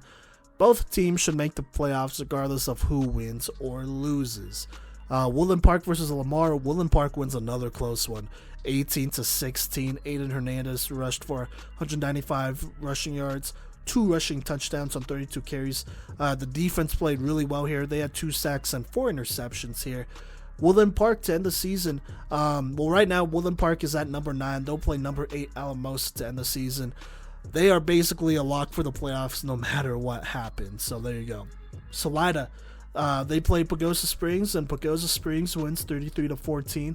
Pagosa is currently at 18, according to the index, with Bayfield left here, while Salida's season is basically over here. From the way things look, they are on the outside looking in. Not only do they need to win big against Bayfield, but they need to have a couple of teams lose, including Bennett and La Junta. If both of those teams lose, then that will be a good chance for them to make the playoffs. Not a guarantee, though. Moffat County versus Aspen. Moffat wins 60-14. Evan Atkin back in his groove. 246 rushing yards, 5 rushing touchdowns on 8 carries. That means over half of his carries went for touchdowns. Absolutely ballistic there. Moffat currently sitting at 14. According to the index, they play Grand Valley next. Should be a lock for the playoffs, but for if any reason they lose to Grand Valley, they may slide. I don't think they will, though. So there you go. Englewood versus Denver West. Englewood wins 14-12. well, neither team should make the playoffs. I'm going to be honest. That's just how it is at this point. It doesn't matter who wins or loses. La Junta versus Manitou Springs. La Junta wins big, 42-6. La Junta is currently at 16. They got Florence left, and they got to compete in order to make the playoffs here. You know, if you get blown out and you're La Junta, I mean, you just cannot afford that. So there you go. Manitou Springs, unfortunately, is out of the playoff race with that loss here. Basalt versus Coal Ridge. Basalt wins for 57-13. Cooper Crawford, 186 rushing yards, 3 rushing touchdowns. Basalt is currently at 6 with Aspen left, who they should beat. Regardless, though, I think Basalt's a lock for the playoffs here. Moving on to 1A, we got Strasburg versus Jefferson. Nothing crazy. Strasburg blows them out 63-14. Zach Marrero, 114 yards, 2 rushing touchdowns. Strasburg, a lock for the playoffs. Even if they would lose to Platte Canyon, which I don't think they will, they should make the playoffs. So there you go. Jefferson wasn't going to make the playoffs anyways. Oh, man, that was disrespectful. But it is what it is. Monte Vista, though, they play center. Monte Vista stays undefeated, winning 62-19. D'Angelo Archuleta, 165 rushing yards, 2 rushing touchdowns, 34-yard receiving touchdown in this dub here. To end the season, Monte Vista plays number 8. Centauri. By the way, Monte Vista's number 7. That's going to be for the league title. And other than that, that really shouldn't affect the playoff picture too much here. Both teams are locks for the playoffs. Lyman versus Wiggins. Lyman wins this one 34-14. Gabe Schubarth, a Playmaker of the Week candidate, 186 rushing yards, 2 rushing touchdowns. He also had 10 tackles and a pick in this game. Jordan Rockwell played well, 6 of 9, nice for 127 passing yards and a passing touchdown. Also had 28 rushing yards and 2 rushing touchdowns. The Lyman defense, by the way, had 5 interceptions. Jesus Christ, as they blow out Wiggins here. Lyman at 1 plays number 6 Yuma to end the season. No matter how that game goes, both teams should make the playoffs. There you go. Wiggins, they're currently at 5. They play 3. Same deal. Both teams should make the playoffs no matter what, though. Should be a good test for both of these teams, for all 4 of these teams here, though. Centauri, they play Ignacio, and they blow them out 41-8. Centauri is currently at 8. They play Monte Vista here for that league, who's currently sitting at 7. Both should make the playoffs. Yuma played Holyoke. This was the game Cody wanted to go to but could not because he was sick, and it was a shame because Holyoke would upset Yuma 21-17. Yuma pulls Lyman to end the season, but like I said, that game really shouldn't matter. Both of them are locked in for the playoffs. Holyoke, on the other hand, they really needed that quality win, and they got it, and so that solidifies themselves in the playoffs. Holyoke is sitting at 11 according to the index, and they play number 15 Burlington left. Holyoke should make the playoffs regardless of whether they win or lose. So there you go there. Ray, they play Burlington, and Ray defeats them 27-7. Samuel Meisner's 93 rushing yards, 1 touchdown. Brady Collins 113 receiving yards, I believe, and 1 receiving touchdown. Ray at this point is a lock for the playoffs, whether they beat Wiggins or not. There you go. Burlington, though, they're currently at 2-6 and are 15th according to the playoff index, with a matchup with Holyoke, who's at 11. Depending on how this game goes, Burlington just can't lose by too much, or they might slip out of the playoffs. And a team with a winning record might take their spot. And so this game is more important to Burlington than it should be to Holyoke there. And so if they beat Holyoke, that's good for them. That secures them a spot. If they lose, they just can't lose by a lot here. So there you go. They're playing with fire anyways if they do. Buena Vista, Olaf, BV, as you could tell, or as you could probably assume here, wins 56-8 here. BV, they play number 21 Cedar Ridge to end the season. No matter what, they're basically a lock for the playoffs.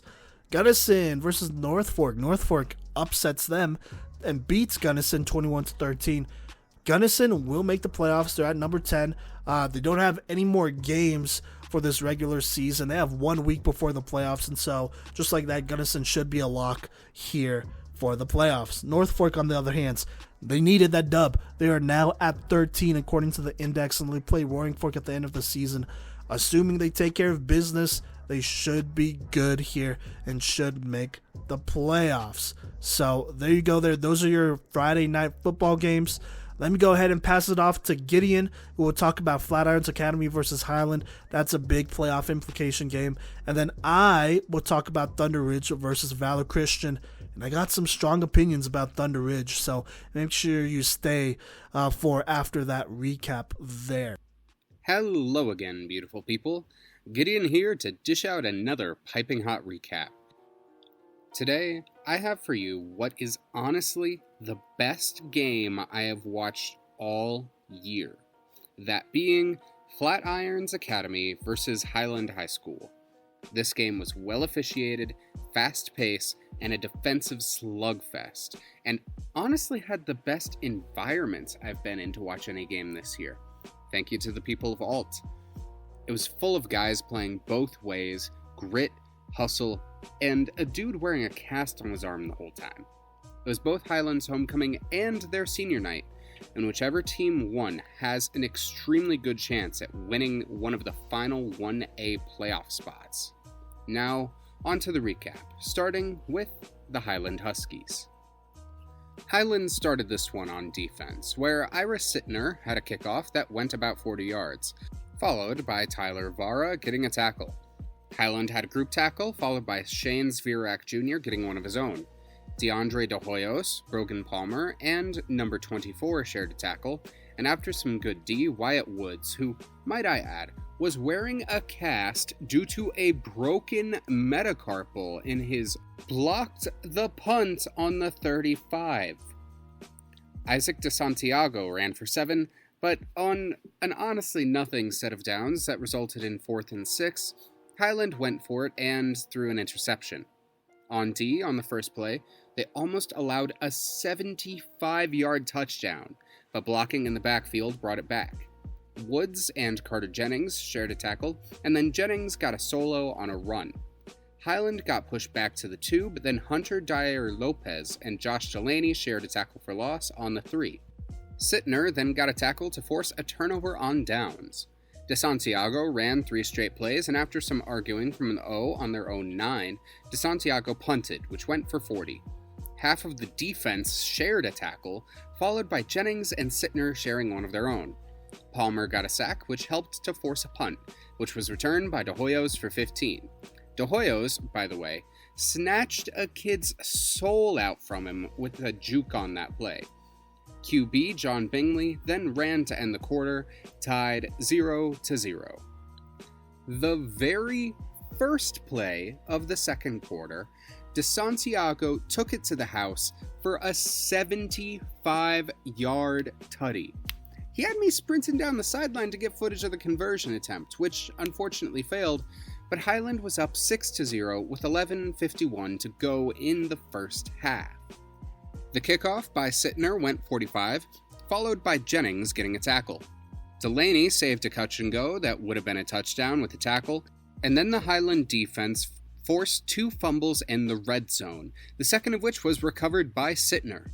The first half red zone defense by Highland was honestly the best that I've seen all year. However, after a tackle for loss and 2 straight incompletions, the Highland O got bailed out by a pass interference call. DeSantiago ran for 3, but after an incompletion, DeSantiago had to punt on 4th and 15, which traveled 40 yards. Dante Palmer and Woods shared a sack, and then Brogan Palmer and Woods got another sack on the very next play. After a horse collar penalty, De Hoyos and Vara shared a tackle, with Brogan Palmer getting one moments after. Junior Ortiz got a tackle, which forced a 35-yard field goal, which made it 6-3 with about 1:46 to go in the second frame. DeSantiago then had another hot start, running for 65 yards on the first play of this drive as well. Highland took a timeout with 1:11 left, followed by De Hoyos running for 3. Bingley got a first down, and then the Huskies called their second timeout with 35 seconds left on the clock. Bingley ran for 10, which got it to the 1-yard line with 25.3 on the board, where Highland called their final timeout of the half. Bingley then pushed through for the touchdown through contact, and DeSantiago ran in the conversion to make it 14-3 with 20 seconds left. Brogan Palmer almost deflected a pass, and Jennings got a tackle to close the first half. On one of the opening runs of the third quarter, a key piece of both the offensive and defensive line, 5'11", 250-pound freshman Noah Falagradi injured his ankle and was unable to return to the game. Fingers crossed for a speedy recovery, Noah. This changed the fundamental pace of this game. After this, there was a fumble that got turned over. Woods got a tackle for loss, and then Jennings got a tackle, and on a fourth down conversion attempt, Palmer got a deflection that forced a turnover on downs. After a false start, the Huskies were looking at 3rd and 10. DeSantiago ran for 4 and then punted the rock 40 yards. Jennings got a tackle, followed by Sittner, Palmer, and Woods all sharing a sack. Not wanting to miss out, Jennings shared a sack with Sittner on the very next play. Jennings got a tackle, followed by Delaney. Highland then allowed a TD and a conversion with 1:10 left, which made it only 14-11. This basically ended the third quarter in alt. Opening the fourth, Bingley threw to Svirak Jr. for 10, but then DeSantiago had to punt on 4th and 4, which went out at the 44. Jennings and Sittner shared a tackle, which was followed by a timeout with 8 minutes, 20 seconds left in the contest. Dyer Lopez got a sack, and pressure by Brogan Palmer helped DeSantiago get a deflection that helped save a touchdown. This forced a 4th and 25. After getting the punt, DeSantiago ran for 6, and then Delaney ran for a first down. Bingley ran for 6, and on 3rd and 4, he scrambled for a first down of his own. DeSantiago carried the rock 25 yards, but then, unfortunately, there was a fumble. De Hoyos got a tackle, followed by Brogan Palmer, slowing down the QB scramble enough for Jennings to be able to push out the run. A potential interception by Bingley bounced off of his chest, but it was a deflection regardless. DeSantiago then had a pick bounce off of his hands, but it was still a deflection. This forced a turnover on downs, but on the very first play of this offensive set, the offense fumbled with 1:31 to go in the game. They had a pass interference on 3rd and 15, but Dyer Lopez had a tackle, Palmer got a deflection, and Vara and Sittner shared a tackle. This defense helped to force the Bison to take a 45-yard field goal, which was made, tying it at 14 with 22 seconds left. De Hoyos returned the kickoff for 15 yards, but slipped. DeSantiago carried it for short, but they decided not to risk it and go into OT tied at 14. Seeing as how this is my first overtime game of the season, and this is my segment, I'm going to make the rules here. In order to not spoil anything, because this one does go down to the wire, I am just going to summarize that at the end of the Flatirons Academy segment. However, now we will go on to the defensive playmaker of the game. Let me just say that Highland made it extremely difficult for me to choose defensive playmaker of the game this week because they had 4 guys that could have been reasonably chosen, but my gut picks out of the 4 of Palmer, Sittner, Jennings, and Woods, Brogan Palmer, and Wyatt Woods. So, Wyatt Woods blocked a punt, got a couple sacks, got a baker's dozen worth of tackles, and all around had a great night. Additionally, the 5'11", 275-pound junior did all of this once more with a cast on his arm because he has a broken metacarpal in his hand. I don't know about you, but that is really cool that he was able to do all that, and I was kind of asking myself the entire game if he was even allowed to do that. Regardless, it is really, really cool. Now, on to Brogan Palmer. Brogan Palmer is the second best freshman that I have seen play all year behind Tanner Gray, and that is saying a lot. He got a sack, a handful of deflections, and managed to get a lot of hurries that turned into losses for the Bison offense. He is 6'3" and 200 pounds, and he has menaced to society on Hall of Fame. I just try to do a lot of weights and go to camps, says Palmer. I'm going to try to help motivate the guys going into next week, and hope that things go right in other games across the state. The offensive playmaker of the game for the Highland Huskies is John Bingley. Bingley is a good quarterback. In as run-heavy of an offense as Highland had, Bingley was a good decision-maker. He threw when he could, and he was fairly accurate. He's also solid on the ground, shown by his rushing for first downs and his touchdown. He will be a pivotal piece for Highland next year, being at the helm of the offense. Now for the playmaker of the game for Highland, Isaac DeSantiago.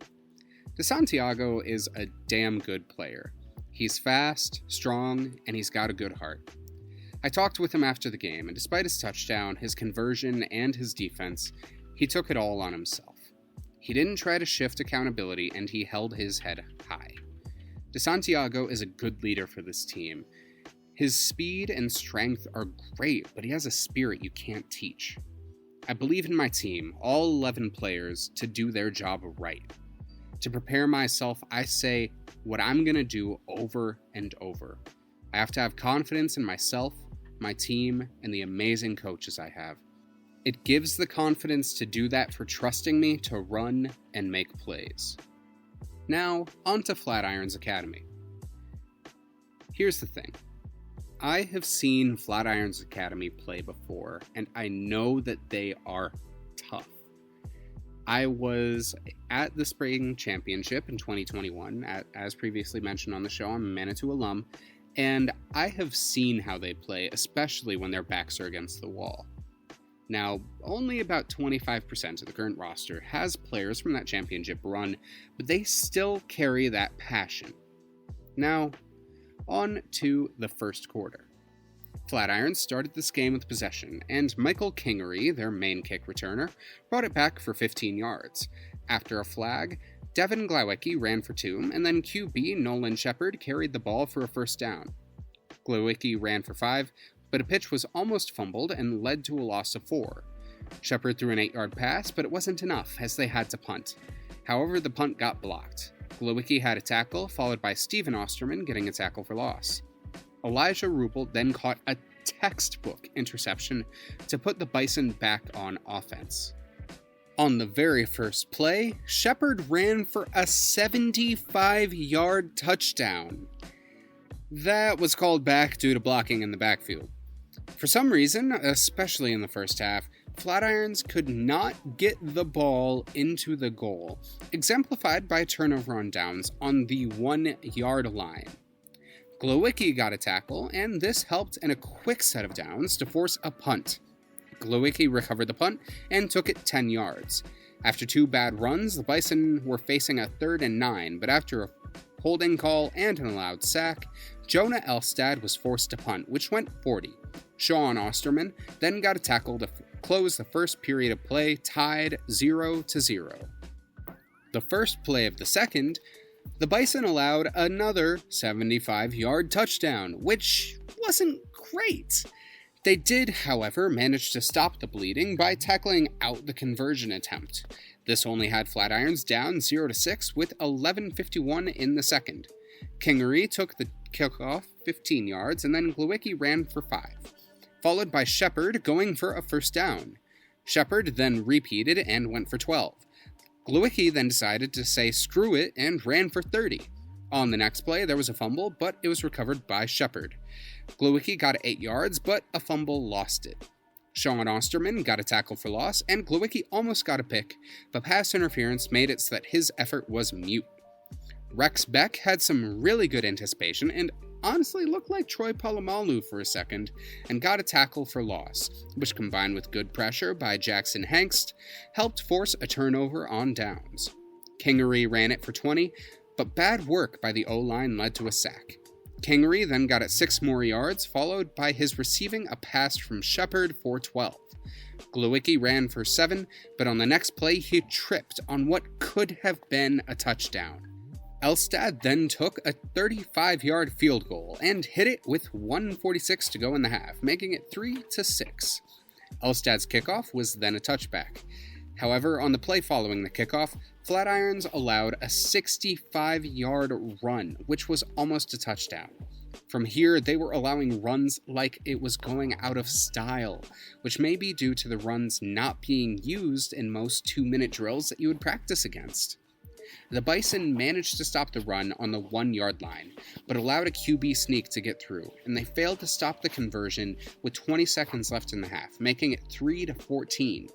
Kingery returned the kickoff for 10, and after a long incompletion, Glowicki ran for 1 to close the half. Elstad's kickoff that opened the second half was once more a touchback, and Glowicki started things on D with a tackle. This tackle forced a fumble, which was recovered by Glowicki. Glowicki ran for 8, and then Shepard threw to Rubel for a first down, but then after some illegal motion, the Bisons were faced with a 4th and 11. They went for it, but the play resulted in a turnover on downs. They managed to force a punt with really solid defense, which helped put them back on O. Shepard ran for 8, followed by Glowicki carrying the rock for 3. The O-line allowed a sack, and then they allowed another sack. However, on 3rd and 17, Glowicki managed to get the ball 40 yards, and then for 5 more. Shepard carried it 4, and then on 3rd and 1, they managed to lure an encroachment call. This made it 1st and 10 on the 11. Glowicki ran for 6, and then once more for the tutty. Shepard then ran in the conversion, making it 11-14 with 1:10 left in the third quarter. Elstad's kickoff was a touchback, and Ryan Coulter got a tackle for loss. Kingery and Glowicki then shared a tackle to end the third quarter. To open the fourth, Flatirons played good D to force a punt. Shepard got it 13, then Glowicki for 6. Shepard and Glowicki then alternated running plays for 42 combined yards, but 2 different holding calls on the last run made it a 1st and 20. They allowed a sack, and after an incompletion had to face 3rd and 27. For some reason, they decided to say screw it and run on 3rd and 27.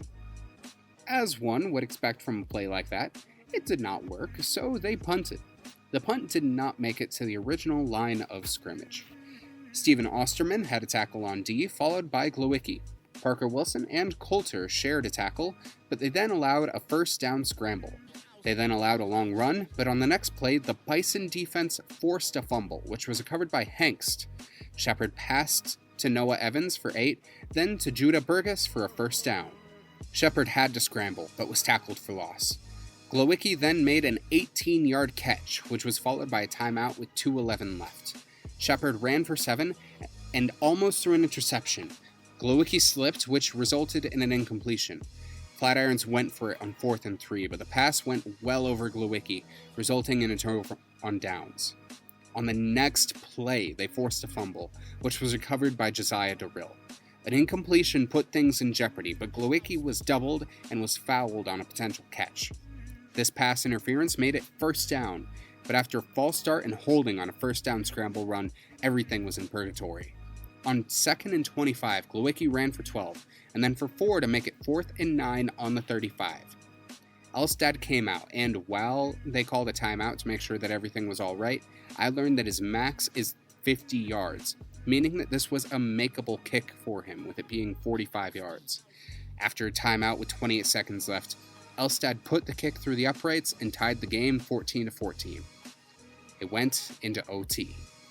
Flatirons decided to start on offense, and Highland could not stop Devin Glowicki as he ran for 3 straight downs. The third down was a tutty, despite being tackled by John Bingley and DeAndre De Hoyos. Jonah Elstad hit the PAT, and Flatirons was up 21-14 over Highland. With Highland now on offense, Isaac DeSantiago ran a couple of times, but the Bison defense was smothering. Bingley drew back on the next play, saw a hole, and ran down the sideline. As he was being chased by Parker Wilson, Bingley threw to what he thought was an open Shane Svirak Jr., who was in the end zone. But Elijah Rubel picked it off and carried it out. And that was game. The defensive playmaker of the game was Elijah Rubel. Rubel was a constant threat at DB, and made his presence most felt when he made both of his interceptions. With his second, Rubel may have sent Flatirons Academy to the playoffs if the chips fall right next week. This game shows what we can do, says Rubel. We can stay together. The game winner was a team play. Working as a team gives us the opportunity to make those type of plays. Offensive player of the game. The co-offensive playmakers of the game go to Nolan Shepard and Jonah Elstad. Shepard was the captain of the offense, orchestrating a momentous comeback to potentially put Flatirons in the playoffs. His conversion, long throws, and rushing ability combined with leadership made him hard to stop. I don't think there's much to prepare for. We work on hustle, effort, attitude, and toughness, says Shepard. I credit their defense because running the offense was really difficult tonight. Win or lose, it's 110% from every guy. A win is no surprise to us because we've got heart. Shepard also thanked Elstad, who he called the best kicker in the state. Elstad is certainly up there. His 2 field goals were key to keeping Flatirons in this game, and especially for guys on the 1A level, it is rare to see someone able to bang it in from 45 yards out. Elstad is committed to Colorado Mesa University for soccer, and he says that his routine for kicking is that, quote, I go to God, thank him for the opportunity to be in this situation, and I say to myself, I'm put this through. The playmaker of the game for the Flatirons Academy Bison is Devin Glowicki. The overall player of the game is Glowicki. He ran for the only Bison touchdown of the game, probably had between 15 to 20 tackles, and went for well over 120 yards in the night. If I had to guess, it's closer to 150. Nobody could stop him. And in the end, the Huskies had to double him to slow him down, and he was still effective. There was not much that was going to stop Devin Glowicki in this one. We never gave up. This was our biggest game, and we were not ready for it to be over. If we lost, this season was basically over. Everyone listens to leadership. You just have to provide it. In summary, this game was absolutely bonkers. It was the most exciting game I've seen all year, and it had actual stakes. While the playoffs will be officially determined after next week, the picture is being painted now, and this game was one of the final touches. There is a world where one or both teams make it. There's another world where neither do. However, regardless of the result, one cannot say that either team failed. They both played incredible football, and they played it the right way. Moving forward, Highland is only losing 3 seniors, and with how close they are to the playoffs this year, I'm betting they will be a home seed in the playoffs next year. With DeSantiago, Bingley, Woods, and Brogan Palmer, they'll be in darn good shape. They are really fun to watch. And while Flatirons is losing Elstad, Rupel, Shepard, and Glowicki at the end of this year, I am certain that with the peripheral pieces I saw around them tonight, that they will have a heck of a year next year. The now 3-5 Highland Huskies will take on the 4-4 Manual Thunderbolts next week, and depending on that and the outcome of the Flatirons Estes Park game, we'll see if they are able to make the playoffs. As mentioned there, Flatirons Academy, now 6-2, will face the 7-1 Estes Park in the league championship. Based on how that goes, we'll see how the playoffs look. Thank you all for listening. Best of luck to Flatirons Academy and Highland in the rest of your seasons. And I'll see y'all next week for Pooter versus Fossil Ridge. Peace. Alright, let's go ahead and talk about ThunderRidge versus Valor Christian. Game from October 21st, 2022, obviously.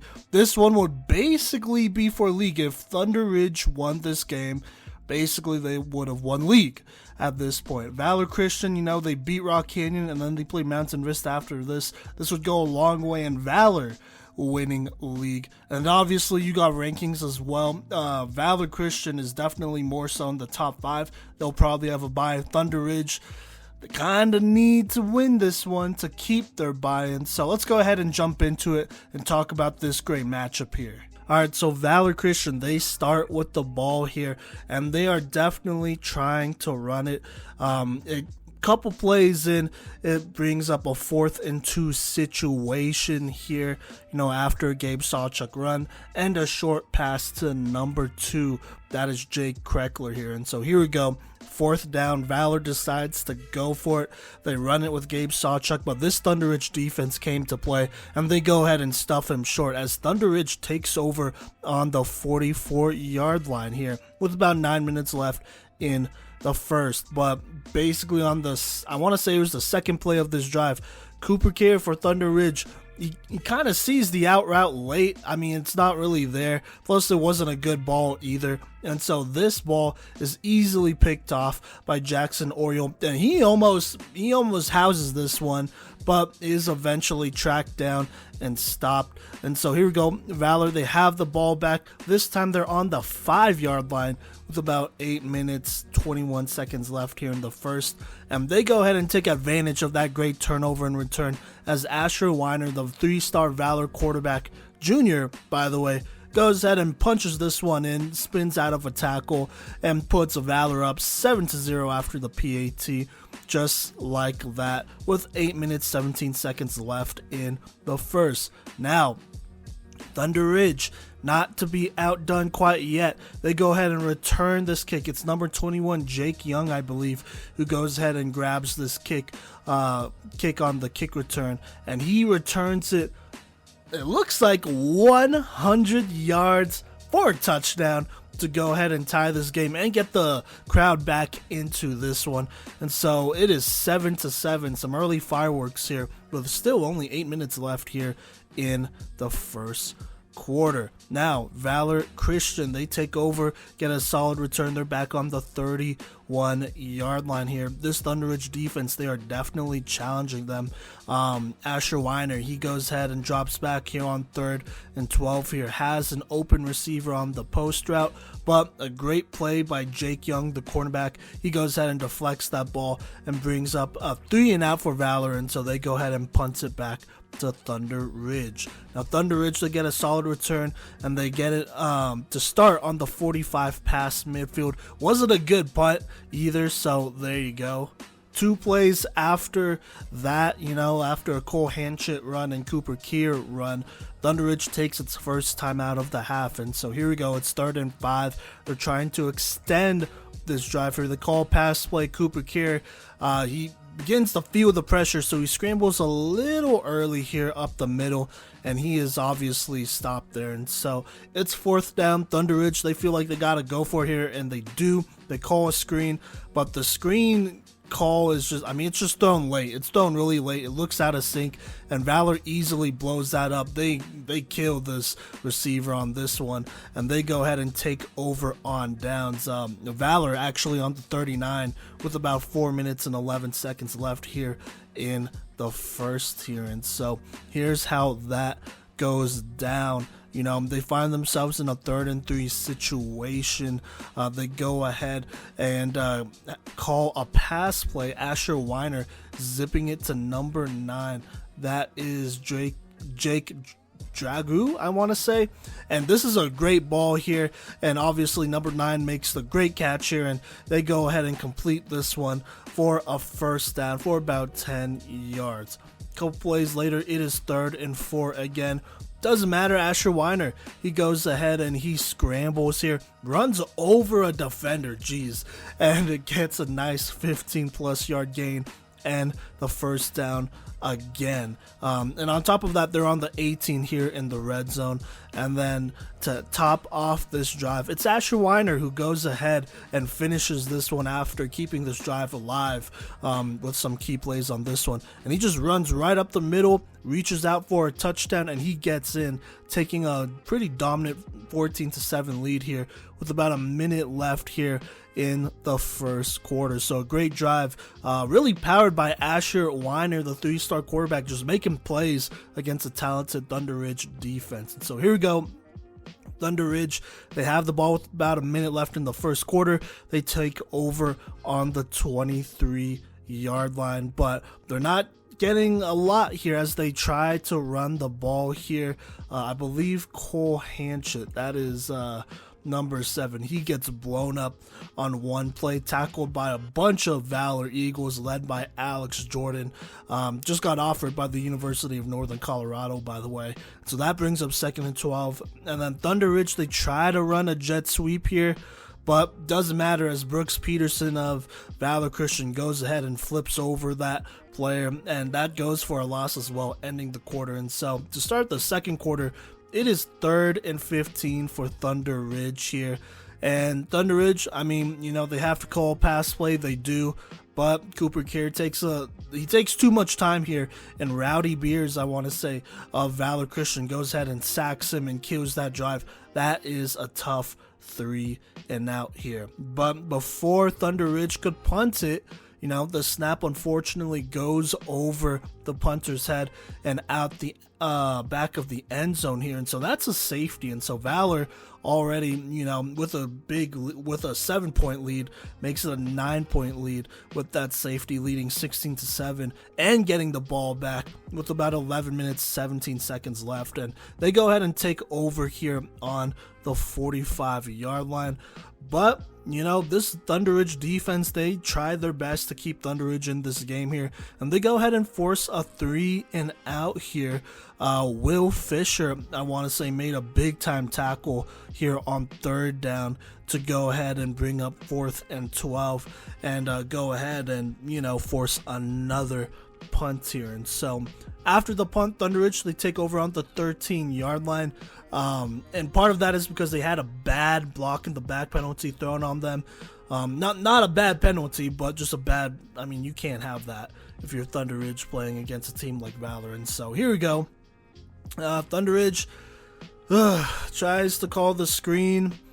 The ball is late again, and so it's blown up for a loss at 2nd and 13.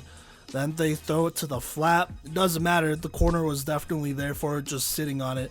And so that brings up 3rd and 13. And then they tried to call another screenplay, and believe it or not, this throw and timing is even worse than the last one on this drive. And it's almost intercepted by number 63 of Valor Christian here. But unfortunately, he drops it. And so ThunderRidge goes 3 and out again for the 2nd time this quarter. So there you go, and they punt it. And Valor, they take over on the 44 pass midfield here. But unfortunately, Valor, they kind of hurt themselves on this drive. They do get a 1st down on a nice 10+ yard run, but then they get an illegal shift, and then after that, there's a holding penalty on Valor. And then to end the drive, Ethan Hill of ThunderRidge goes ahead and gets a big time strip sack here, which ThunderRidge recovers on the 35-yard line, ending another Valor drive. And once again, ThunderRidge, they're trying to run the ball here. And they do find success on this one play here to Cole Hanchett. It's like an outside zone run here, and he eventually finds a crease and goes for about 10 yards. That's probably the longest run they had all night, to be honest with you. And so that's a 1st down, putting them on the 47. Then they run it again. It's basically stuffed. A couple plays later, it's 3rd and 7 here. And so the call pass play, Cooper Keir, he has an open receiver on that route, but unfortunately throws it 5 yards into the ground. Not even close. Had an open receiver, but just not even close. It's definitely incomplete. And so it's 4th down. ThunderRidge, they have to punt it, but there is encroachment on Valor, making it a more manageable 4th and 2 situation. And I don't know if I agree with this coaching call, but they decide to call a fake punt, which was a direct snap to number 42 of ThunderRidge. That is Will Fisher, I want to say. ThunderRidge trying to catch Valor off guard, but Valor was definitely ready for that as they go ahead and tackle him, and ThunderRidge is short. And so just like that, Valor takes over on the 45 with about 6 minutes left here in this game. But once again, penalties on this drive kind of killed the vibes here for Valor Christian's offense. They have an illegal block in the back penalty, which makes it 1st and 18. A couple plays later, ThunderRidge would actually get a pretty nice stop thanks to Caleb Keith and Will Fisher for the most part here. But Valor would actually call a direct snap on 4th and 2, trying to go for it and catch ThunderRidge off guard, but and they would have got the 1st down, but they did call an illegal shift on Valor, and so that makes it 4th and 7, and Valor has to punt it. Once again, penalties just killing them from taking a more dominant lead here.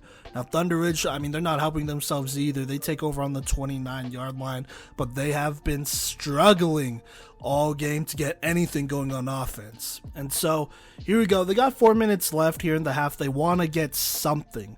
And so, unfortunately, a couple plays later, it's 3rd and 11 after an overthrown swing route, and a run is stuffed. And so 3rd and 11, Cooper Kier drops back. He finally throws a pretty good ball here to CJ Reese on a slant. That goes for about a first down and over 10 yards. Then number 8, Alex Cambesis, I want to say.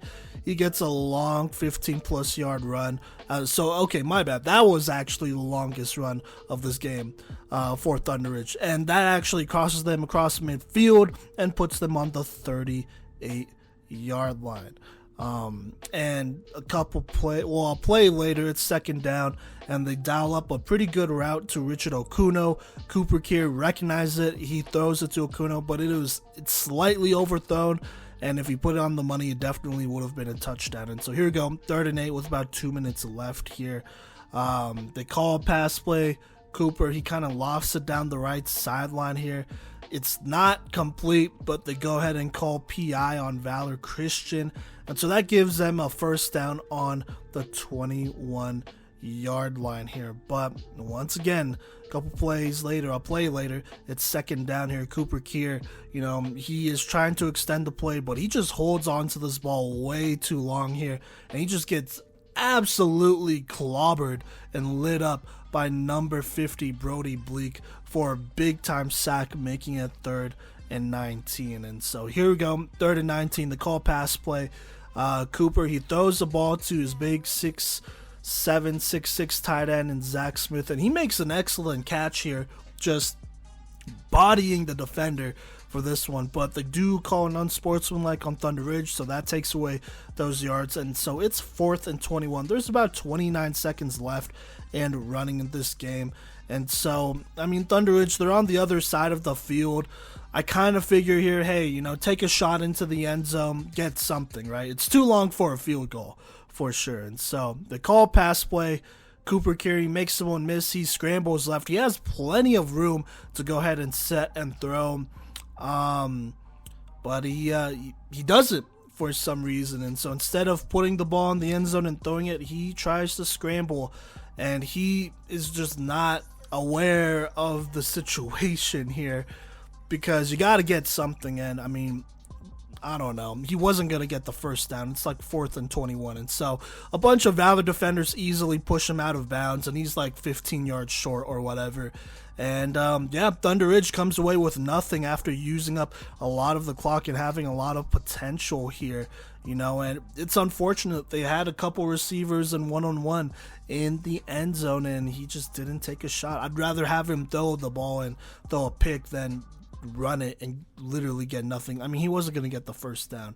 And so Valor, they're pretty happy with that though. And so they go ahead and take that 16-7 lead here at halftime. Now, although it is 16-7 here, Valor has to be feeling pretty good, as they have dominated this offense on defense for a minute now, except for that one drive where, they drove all the way down, and then it became a 4th and 21 sitch. So they still stopped them anyways at the end of that half. And then if you're ThunderRidge, I mean, your defense is playing well. They're not allowing them to extend the lead like that. They haven't scored another touchdown yet. And so, it could definitely go either way. But for now, I mean, Valor is leading. And, I mean, they're very comfortable with just running the ball here. And so, here we go. ThunderRidge, they receive to start the 3rd quarter. If they want to get back in it, they have to. And I mean, they have to go ahead and, score on this first drive. But just a lot goes wrong. First off, they roll out and Cooper throws it to Gavin O'Shea, who does get a first down. So that's the first thing that goes right. But after that, a lot goes wrong. They do call an illegal formation on ThunderRidge on a run. But because the run didn't go well, they decline it and make it 2nd and 11, which is interesting there. Not a bad decision, but definitely interesting. ThunderRidge, they try to run it up the middle. Obviously doesn't go anywhere. Easily stopped once again, as this Valor Christian defense is just absolutely keying in on the run. They're not allowing anything outside, inside. I mean, they are locking up here. And ThunderRidge, I mean, they're trying to throw the ball, but this passing game is just so out of sync. Kier, he throws the out route, but it looks like it's dropped. Kind of a tough throw too. I mean, not the greatest though, so there you go. So after one first down, ThunderRidge has to punt it. Now Valor Christian, they don't get too much going here anyways. A false start and then a nice tackle for loss by Aiden Olshan. I believe that was on Gabe Sawchuk here. Goes ahead and kills this drive, and so Valor is forced to punt it with about 8 minutes 37 seconds left. ThunderRidge though, they are not doing anything either. I mean, they're trying to run it. They're getting literally nothing. They haven't gained a yard yet. They're trying to throw it. They're just so out of sync. So that there's that. And so, it's just not good. It's just ugly offense. And so once again, ThunderRidge goes 3 and out here, not really getting anything on this drive. Now Valor, they get the ball back. They're on the 47 across midfield with about 6 minutes 44 seconds left. This is a pretty good spot to score in here. And so Asher Weiner actually takes a shot downfield down the right sideline. He has a wide open receiver, and he throws a pretty good ball here. The safety was caught lacking just a little bit here and couldn't quite get over to help, but the ball gets the receiver, and it looks like the receiver drops it.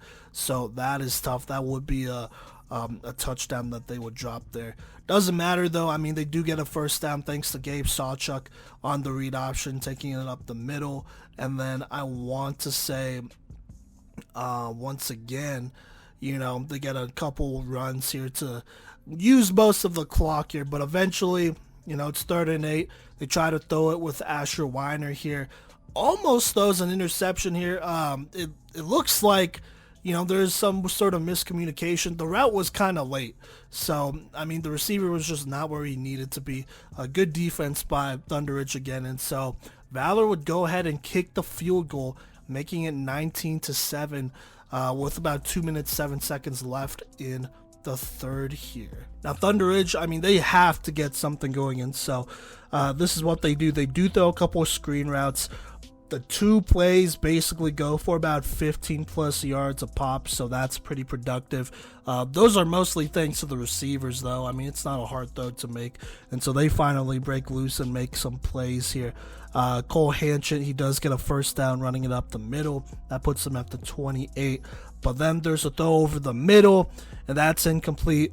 I mean, you just got to recognize Trey Stott is the one who defended that one, and he easily breaks that one up. So there you go. It's 2nd and 10. And then on 2nd and 10, they try to throw it again, but Cooper Kier feels the pressure. Instead of checking it down, he throws it away, so it's 3rd and 10. So kind of a long 3rd and 10 here. And then they try to pass it again. Kier, he rolls out. He finds Richard Okuno. But the pass is a little bit late here, and it sucks because Richard Okuno gets absolutely blown up by a couple Valor defenders here. And on top of that, he's short. So it's 4th and 3 as the clock runs out, and it's the 4th quarter. Now, here we go. 4th and 3, ThunderRidge is on the 21, just outside the red zone here after some nice plays. And so they go ahead and call pass play. Cooper Kier drops back. He throws a pretty solid ball over the middle, a little low, but other than that, pretty solid. But unfortunately, it is dropped here. And so that ends another ThunderRidge drive. Now, Valor, they do get the ball here. And at this point, they feel pretty good. They just got to take care of the ball. But then a couple plays later, ThunderRidge's number 4, that's Caleb Keith, jumps a route here and goes ahead and returns it for a pretty nice gain. Puts ThunderRidge on about the 4 or 5 yard line here. Doesn't quite get in. He is dragged down by a couple Valor guys here. And so here we go. ThunderRidge, they are on the goal line here. I mean, it's 1st and goal on the 6, I want to say, with about 10 minutes left here. And they're just not getting anything. I mean, Cole Hanchett stuffed, doesn't get a lot of yards, so it's 2nd and 6. Solid run, but like you said, it's 2nd and 6. Then they get another false start. on ThunderRidge. And so that makes it 2nd and 11. Then Cooper Keir here, he goes ahead and he scrambles around here on this pass play, but he definitely, he takes a step or two in front of the line of scrimmage and throws it to a wide open Cole Hanchett. Obviously, they bring that touchdown back because it's an illegal forward pass, and so there you go. And so on top of that, there's a penalty that makes it 3rd and 16 here. Oh, man. And then they go ahead and call pass play, the corner route. The pass is overthrown. Receiver was open, but he was outside the end zone. And so it's 4th and 15 or 4th and 16 here. They go for it because, they need a touchdown here. I don't know if a field goal would really help. They're down 19-7. And so they go for it. Cooper Keir, he feels the pressure just a little bit too much here. He probably could have stuck it out, but he tries to throw it over the middle. He has the receiver open, but the ball was thrown at least 5 yards into the ground, 3 or 5 yards in the ground. Just not the greatest throw there. And so just like that, that's another drive that just doesn't go ThunderRidge's way. And let me see here. There's about 9 minutes. Yeah, 9 minutes, 23 seconds left in this game. And Valor Christian runs out the entire clock. All 9 minutes and 23 seconds, they run out the entire clock and win this game 19-7. This is a good win for Valor Christian. Like I said, this goes a long way in helping them win their league. Now they play Mountain Vista next week. That will still be a tough matchup, and so we'll see how that goes. ThunderRidge, their undefeated season is over. And it doesn't get easier. They play Rock Canyon here as they prep for the playoffs. Now, I got something to say about this game here. Look, big ups to Valor Christian. Their defense played very, very well. Shout out to that defensive line, Brody Bleak and all them boys. At the linebacking core, Roman Bradley, Trey Stott at safety. They did their thing. They stopped the run, and they really locked up in that second half. ThunderRidge was not going to be able to run the ball against them in any way, especially knowing that they could get away with allowing a couple pass plays here and there. But other than that, they weren't going to allow any big plays downfield, and they're going to stop the run, and that's what they did. So big ups to them. Offense, could play a little bit better. This ThunderRidge defense is really good, though, and so they did what they had to do. But, look, shout out to the offense. They did help them win this game. They got those 2 touchdowns at the beginning and whatnot, which was huge. Shout out to Asher Weiner playing a relatively clean game outside of that Caleb Keith, interception. And then, they ran out almost 10 minutes of game clock here with only like 80 yards to work with. So to run out that much time and run out the entire game basically is absolutely insane. But, that's what Valor did. And so shout out to that offense. Valor Christian played really well here. They're a team that deserves a bye after this last game against Mountain Vista, which they're going to definitely challenge here. Now for ThunderRidge, there were a lot of red flags going into this game. The only other game I went to this season was against Mountain Vista, where, Mountain Vista went up by 21, and then ThunderRidge came back, and it was also a pretty rainy game as well. And honestly, with the way Mountain Vista's been playing, that game seems like a fluke. And with the way I've seen ThunderRidge playing, it definitely seems like a fluke. Let me just read off how well this offense did. Let me read out how these offensive drives for ThunderRidge did this game. So on the first drive, they go ahead and Cooper Keir throws an interception. Not a good, it just wasn't a good play. Not a good read or anything here. He tries to throw the out route. It wasn't going to reach his receiver anyways, but the Valor DB was also smart enough to come back down and pick that off. And so there you go. And then they almost return it for a touchdown. Valor does, but they don't. And so interception to start the first drive for ThunderRidge. On the second drive, it results in a turnover on downs.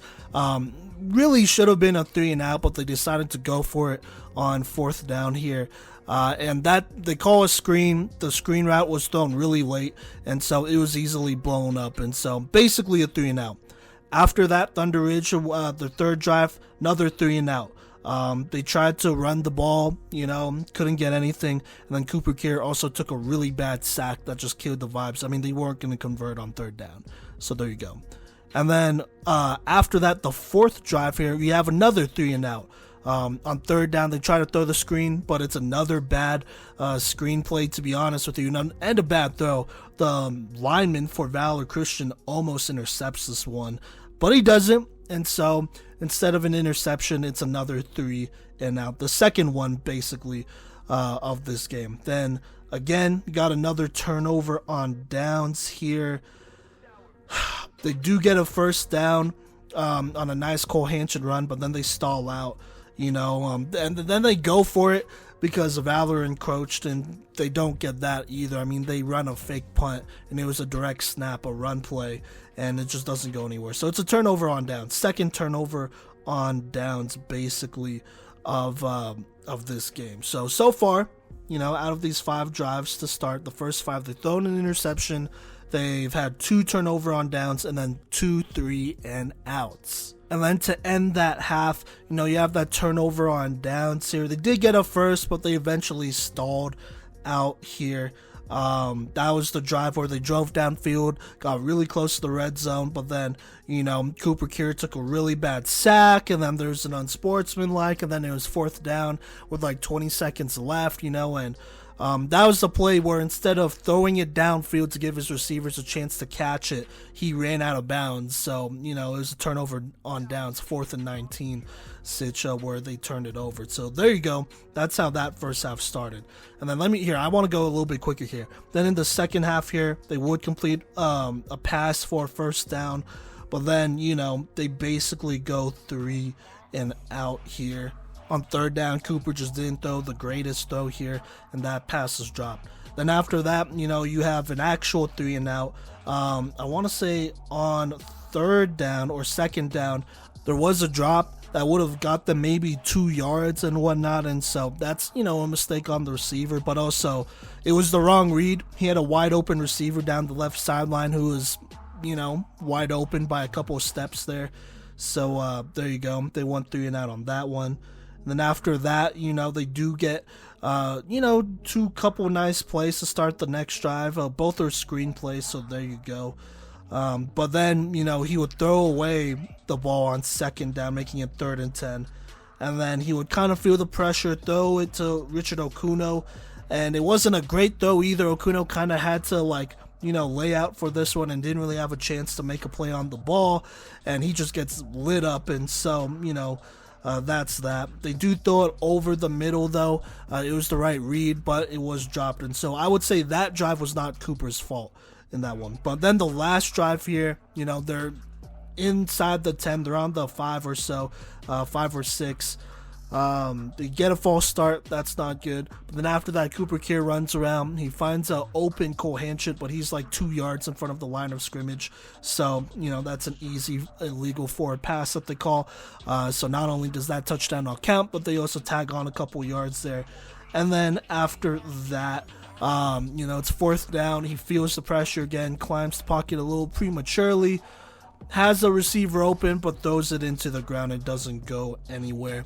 And that's basically it. And so ThunderRidge, look, they do this thing where they try to run the ball out of a spread look, and it'll work against some teams, but against like the top 8, I would even say top 12 or 14 teams here in the playoffs, it's just not going to work. Valor Christian beat them without bringing in too many guys. But eventually they just started stacking the box because they really don't respect the pass game like that.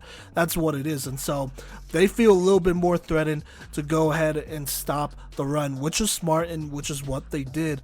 But ThunderRidge, they really like trying to run the ball out of these, spread looks, and it's not going to work out in the playoffs. It's just not, because teams aren't going to respect the pass, and to be honest with you, most teams don't already. At least the good ones don't already. And so what this ThunderRidge offense showed me is that there's plenty to be worried about here, and I'm not going to blame the line. I think the line did as well as you can against Valor. Valor's always going to have big boys that are going to push you, bring pressure and all that stuff, but, this ThunderRidge line did what they could and had some pretty clean pockets throughout this game, all right? I'm not going to blame the running backs. They're as good as their line. Plus, I mean, when you run a spread look and you only have 5 blockers going up against 7 or 8 because they don't respect the run, the numbers just don't add up there. So there you go. Receivers did have a couple of drops through out of sync. But, I mean, it could be argued that you're just as good as your quarterback. And so, honestly, I'm going to blame Cooper Kier here. I've seen him play twice. I've defended him to other people from around the state, and I've tried to give him the benefit of the doubt, but he is just not playing well. And he did not play well this game. And you could argue, oh, it's Valor. They're going to play great. They have a great defense. But honestly, I don't think Valor's defense was like that overwhelmingly great. If you want to see a great defense, go look at Cherry Creek. But then, people are going, oh, it's Cherry Creek, whatever. All right, okay, cool. I saw Regis Jesuit play. Go look at Regis Jesuit. They're going to have way more pass rushers than Valor did. Valor's just big up front, so their big old defensive lineman could stop the run here, but they may not be able to always pressure the pocket. At least not like Regis Jesuit. And then even then, I've seen teams like Pine Creek play twice at this point. I know what Columbine does. I mean, they're built a lot like Valor, maybe even a little bit better, to be honest with you. At least in the front seven. I don't know about in the secondary. And so all I'm saying is that Cooper Kier just has not been playing great, and he's a senior. So at this point, I'm like, all right, well, there are certain throws that I know you can make, all right? And I'm an evaluator, so that's just what I'm saying right now. I already know you can't make certain throws, so there's that.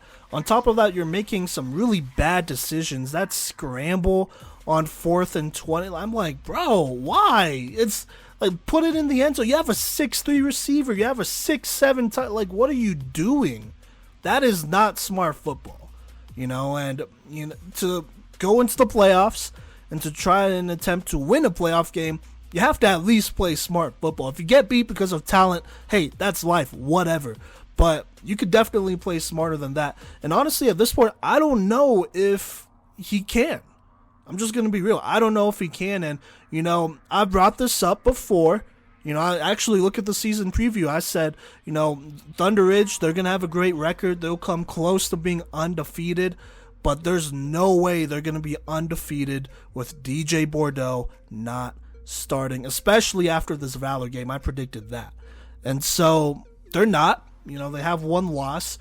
And honestly, I am a little bit surprised. I didn't think they were going to be able to run the ball as well as they could. But, as they enter the playoffs and they face teams that have better offenses, that are going to force you into a track meet, you have better defenses that now know the recipe to beating you because they just have to do what Valor did, which, like I said, isn't all that crazy, then I think ThunderRidge is in trouble, to be honest with you. Honestly, I have a very hard time seeing them get past the first round of the playoffs. And even, let's just start with the regular season. It's not even over. They have to play Rock Canyon, and that is a game that makes me very nervous and should make ThunderRidge very nervous. Because if you thought it was bad seeing Valor Christian run out the clock against you and all that stuff with 9 minutes, run 9 minutes of the clock off, then it's going to be bad when Rock Canyon starts running out the clock to start the game, and you lose like something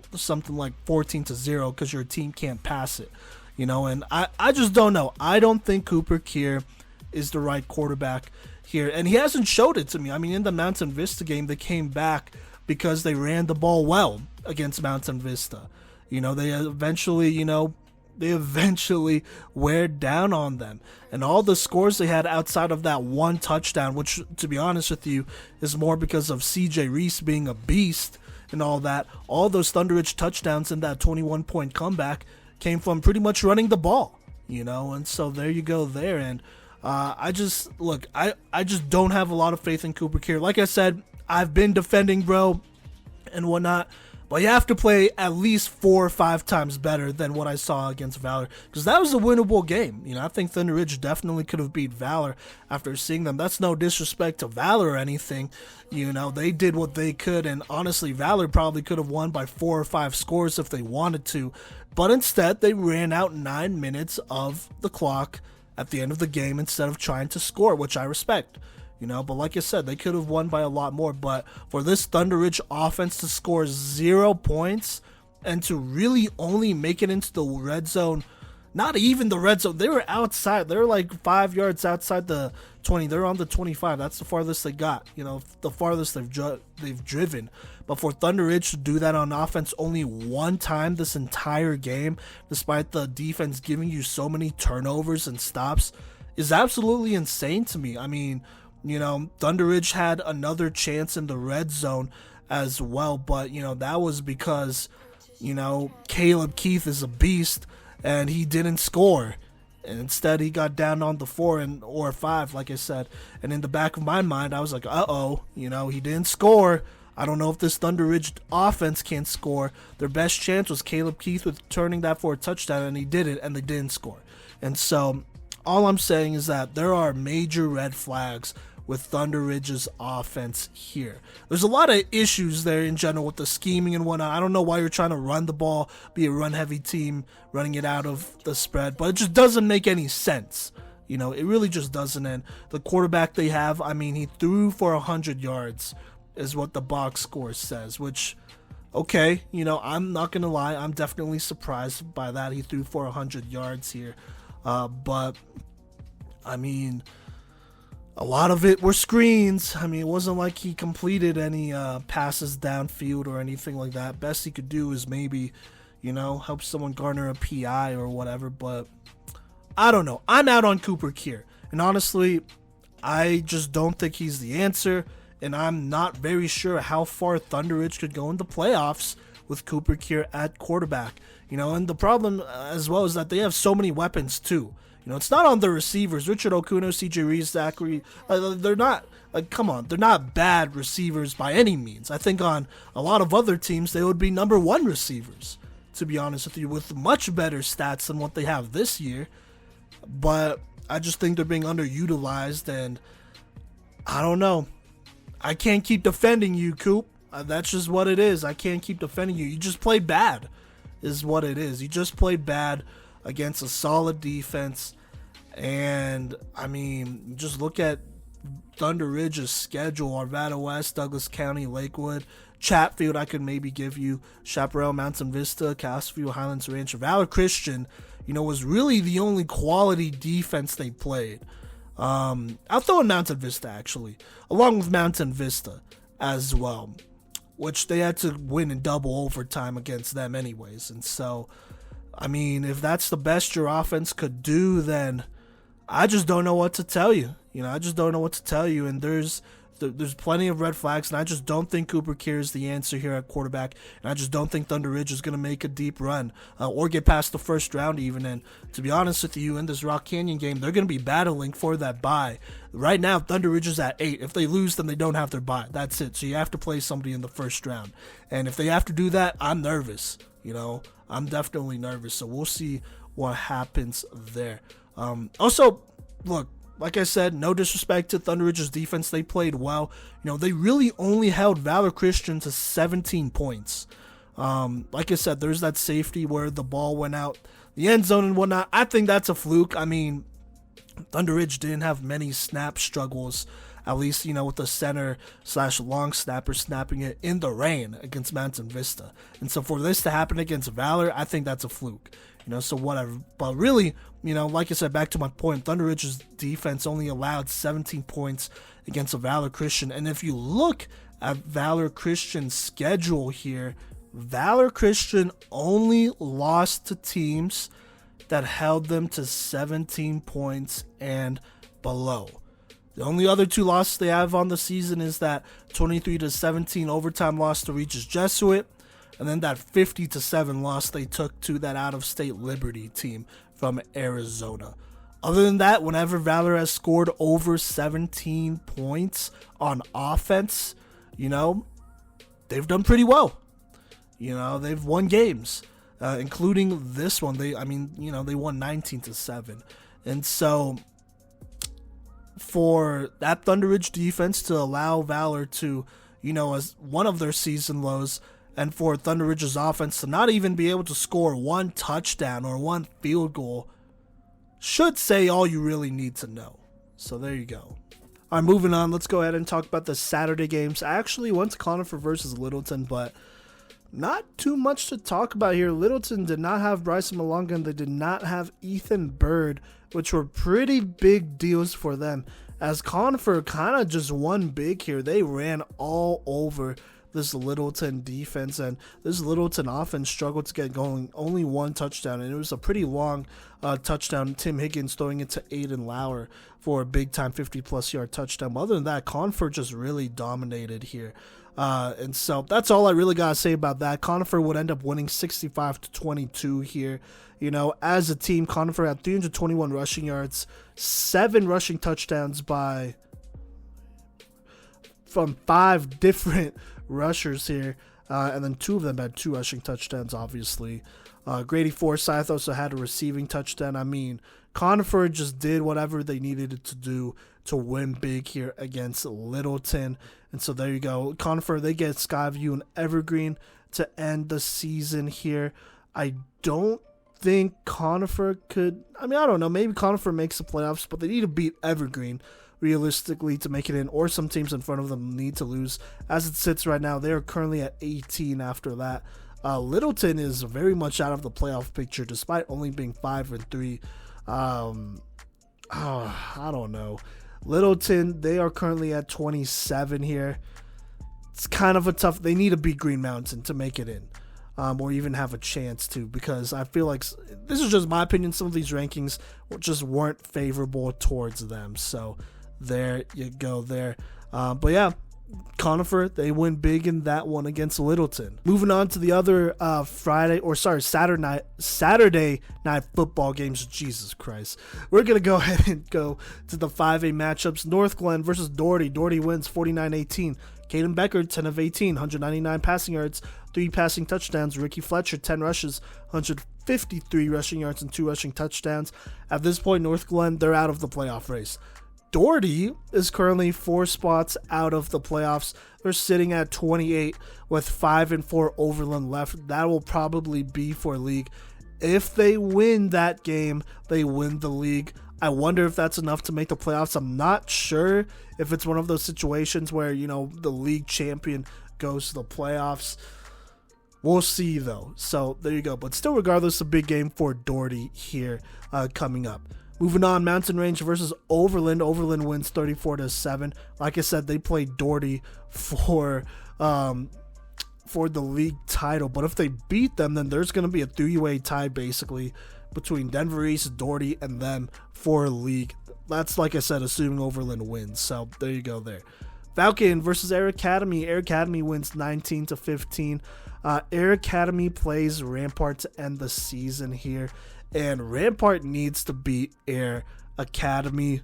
Rampart is currently sitting at 25 here, 1 spot outside of the playoffs. Air Academy, they're at 20. Even if Air Academy loses that game, I don't think they're not going to make the playoffs unless they lose big. So, and then that'll matter more. But we'll see what happens there. Falcon, they're out of the playoff picture.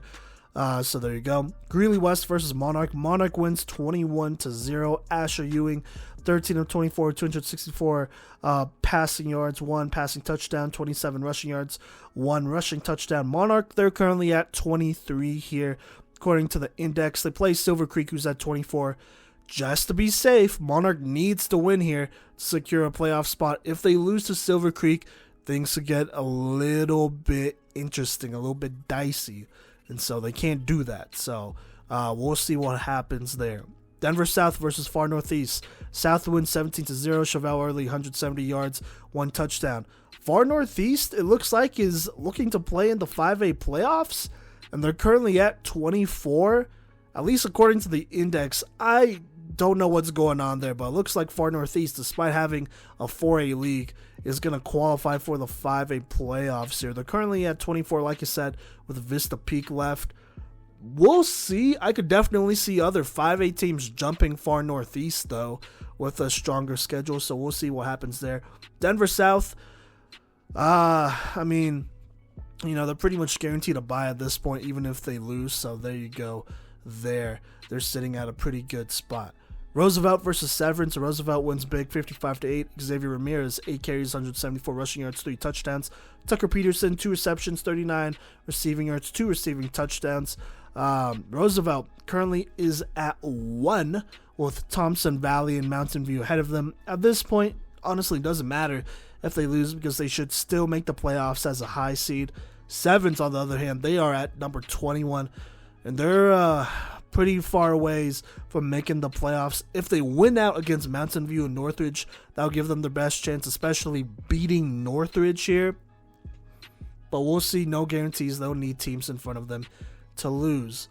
Meade versus Niwot. Meade wins 43-3, and that's big for them because Meade right now has Frederick and Riverdale Ridge ahead of them, and they're currently sitting outside of the playoffs at 17, one spot outside, and so they need to win out to make it.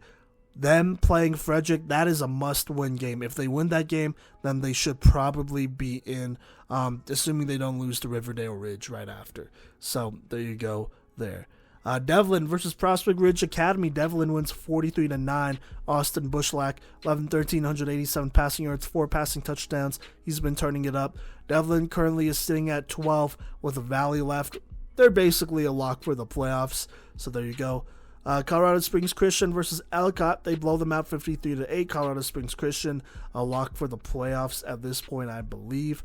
Rye versus Banning Lewis Academy. Banning Lewis Academy really needed to win this game to make the playoffs here, and they don't. Rye wins 16-6 here, and so Banning Lewis Academy, they play Ellicott next week. They have to win big, and then they need teams in front of them to lose. I believe Banning Lewis Academy, as it stands right now, is currently, I mean, they could be in a worse spot, but they're currently at 18, and so they need to win big, and they need some teams like Estes Park, Ignacio, Burlington. They need some teams in front of them to lose. They'll need some help there, so it's not even completely in their hands. On the other hand, Rye, they're basically guaranteed a spot in the playoffs as of right now. Rye is currently sitting at 12. So there you go there. Those are all the Saturday football games. All right, let's go ahead and talk about Playmakers of the Week, brought to you by Code Red Coaching, where the grind to greatness starts with the mind. Find out more about Code Red Coaching at CodeRedCoaching.com or call 720-979-1914 to learn more today. That's CodeRedCoaching.com or call 720-979-1914. There you go. We have a lot of great playmakers here for this week 9. A lot of guys really stepped up here and won key games for them to either make the playoffs or win league or, take steps in either. And so let's go ahead and start on 1A. I got 2 guys here. I got Lyman's Gabe Schubarth. He had 186 rushing yards, 2 rushing touchdowns, 10 tackles, 1 interception in a big dub against Wiggins. Then I got Dylan Hearn, the Rye running back versus Banning Lewis Academy. He had 181 rushing yards, 1 touchdown, 2 tackles, and 1 sack in that one. I'm going to go ahead and give it to Gabe Schubarth here. He's been balling out all season, but in this game, he absolutely took over here. Like I said, 186 rushing yards, 2 rushing touchdowns, 10 tackles, and an interception against a very good Wiggins squad here. So there you go there. On 2A, we got a couple guys here. I got University's Cole Crosett, 7 of 16, 133 passing yards, 2 touchdowns to 1 pick, 143 rushing yards and 1 rushing touchdown against Brush. That win would help them win league and punch them a spot in the playoffs. Then I got Florence's Levi Paxton, their quarterback, 8 of 17, 170 passing yards, 3 passing touchdowns, 73 rushing yards, and a big-time dub against Alamosa there. So there you go. And then I got Fort Lupton's quarterback, Will Alvarado, against Steamboat Springs in a dub. 15 of 27, 245 passing yards, 4 passing touchdowns, 68 rushing yards, 1 rushing touchdown in that one. But I'm going to go ahead and give it to Florence's quarterback, Levi Paxton, in that big-time game against Alamosa. Like I said, 3 passing touchdowns in that one, over 220 yards total in a big-time dub that not only secures them a spot in the playoffs, but secures them a high seed pretty much in the playoffs there. So there you go. 3A, we have a couple guys here. Littleton versus Northfield. Littleton, they have two guys. Ryan Dogger, 21 of 24, 312 passing yards, 3 touchdowns. Ryan Kenny, 56 yards, 4 touchdowns. So there you go there. I have Summit's quarterback here as well against Glenwood Springs in a dub. Jack Shearholz, 127 rushing yards, 3 rushing touchdowns. Also, 16 of 18 for 140 passing yards. I got Tommy Poholski against Skyview, broke some records here. 29 of 36, 333 passing yards, and 8 passing touchdowns. And then last but not least, I don't think I mentioned him here in the recap, but Jaden Marquez of ThunderRidge had a very good game against Thompson Valley here, a game that they needed to win to bounce back here. He had 2 interceptions and 1 tackle. He also had a receiving touchdown in this game. I'm going to go ahead and give it to Jaden Marquez of ThunderRidge High School for that big-time dub against Thompson Valley. ThunderRidge here, they maintain a pretty good spot here in the playoffs with a chance to continue to climb and get a higher seed, but that wouldn't have been possible without beating Thompson Valley, and Jaden was a big part of that. So there you go there. Moving on to 4A, we got a couple of players here, starting with Silver Creek's running back Cole Rogers. He had 235 rushing yards, 5 rushing touchdowns, and 49 receiving yards, and a big dub over Greeley West there. Erie's quarterback Blake Barnett against Longmont really held them off here. He won 13 of 22 for 225 passing yards, 3 passing touchdowns. Also had 76 rushing yards and 2 rushing touchdowns. Then we got Cole LaCrue out of Broomfield. He has won Playmaker of the Week before, by the way. 178 passing yards, 1 passing touchdown, 81 rushing yards, and 1 rushing touchdown in a big-time dub league win over Fruta Monument to stay undefeated. And then we got Dakota Ridge's Blake Palladino versus Grand Junction. 6 of 9 for 105 passing yards, 2 passing touchdowns, 36 rushing yards, and 3 rushing touchdowns. For this week, I'm going to go ahead and give it to Blake Barnett of Erie. Erie really needed to continue to win here, and he came through time after time again in that second half against Longmont. Like I said, 5 total touchdowns and about 300 total yards of offense. That is pretty big for Erie in a big-time dub there. So there you go. Now on 5A, we got 3 guys here. I got Grandview's tight end Simon Kibbe against Cherokee Trail. He had 11 receptions, 152 receiving yards, 2 receiving touchdowns. I have Fairview's Zach Lewis against Fossil Ridge, basically the league championship in this game here. He ran for 129 rushing yards, 3 rushing touchdowns. Also had 8 tackles and a sack in a big-time dub there. And then finally, we have Ralston Valley's Josh Rios versus Chatfield. He had 6 receptions, 153 receiving yards, and 3 receiving touchdowns in a huge win there. I'm going to go ahead and give the Playmaker of the Week to Zach Lewis out of Fairview here. 3 touchdowns on offense, really helping putting Fossil Ridge away. And then as usual, per usual, doing his thing on defense, 8 tackles and a sack in a big-time dub over Fossil Ridge, a big-time league championship game. So there you go, your Playmakers of the Week. I'm going to go ahead and say it, 5A through 1A. In 5A, Fairview Zach Lewis. In 4A, Erie's Blake Barnett. And 3A, ThunderRidge's Jaden Marquez. In 2A, Florence's quarterback Levi Paxton. And then in 1A, Lyman's running back Gabe Schubarth. Those are your Playmakers of the Week, once again brought to you by Code Red Coaching. Alright, so no power rankings this week, like I said. We're actually just going to talk about the playoff picture here and, some of the important games to look out for. And so we're going to start with 1A here, just so that you know what the playoff picture is. I'm going to go ahead and start and at the top here at number 1 and tell you what the playoff rankings are according to the CHASA seeding index. Just as a reminder, the playoff index is the way that they're going to decide who makes it in and the order that they're in. And so that's going to be the average of a team's CHASA RPI and the max preps ranking that they have. And so then that's averaged out, and that's how they get their seed/playoff ranking here in the playoff index. And so at number 1 on 1A, got Lyman. At 2 is Strasburg, 3 is Ray, 4 is Buena Vista, 5 is Wiggins, 6 is Yuma, 7 is Monte Vista, 8 is Centauri, 9 is Meeker, 10 is Gunnison, 11 is Holyoke, 11 is Rye, 13 is North Fork, 14 is Colorado Springs Christian, 15 is Burlington, 16 is Estes Park. So there you go. 16 teams are taken in the 1A playoffs here.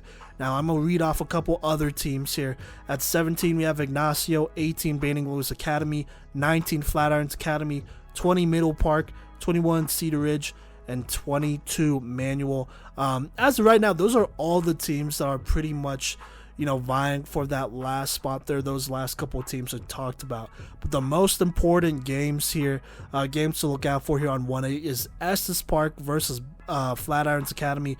As it stands right now, Estes Park is currently at 16. They hold the last spot in the playoffs. Flatirons Academy is only a couple spots away at 19 here. If Flatirons beats Estes Park, I kind of feel like there would be a good chance that they could make the playoffs here. I think that would be the matchup to really watch there. And so Flatirons would basically take their spot in the playoffs. If Estes Park beats Flatirons, then they're pretty much secure there, and it doesn't matter.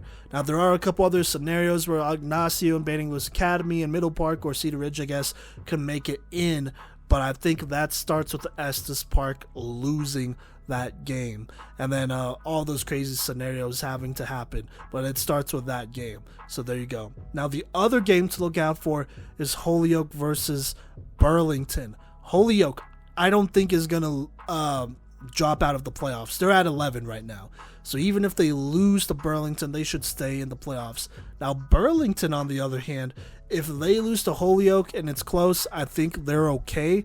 But if Holyoke, for any reason, blows out Burlington, Burlington could potentially drop out, and that would leave a spot for Estes Park to probably move up, and then another team to get in, whether it's an Ignacio, BLA, Flatirons, Middle Park, Cedar Ridge, Manual, whatever, And so keep an eye on that game. That's going to be an important game to look out for. And so those are the two games to really look out for. The rest of the games in 1A's, either I don't think is going to matter. I don't think it's going to affect who makes the playoffs, or it's just going to affect the seeding here. Like Monte Vista versus Centauri, for example. I don't think that's going to affect who makes the playoffs, but it will affect seeding, obviously. And there are a couple big-time games that will affect seeding.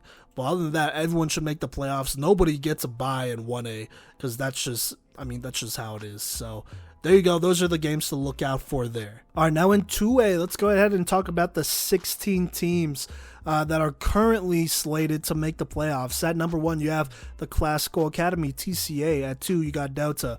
3, Eden. 4, Florence. 5, the Academy. 6, Basalt. 7, Elizabeth. 8, Alamosa. 9, Woodland Park. 10, Rifle.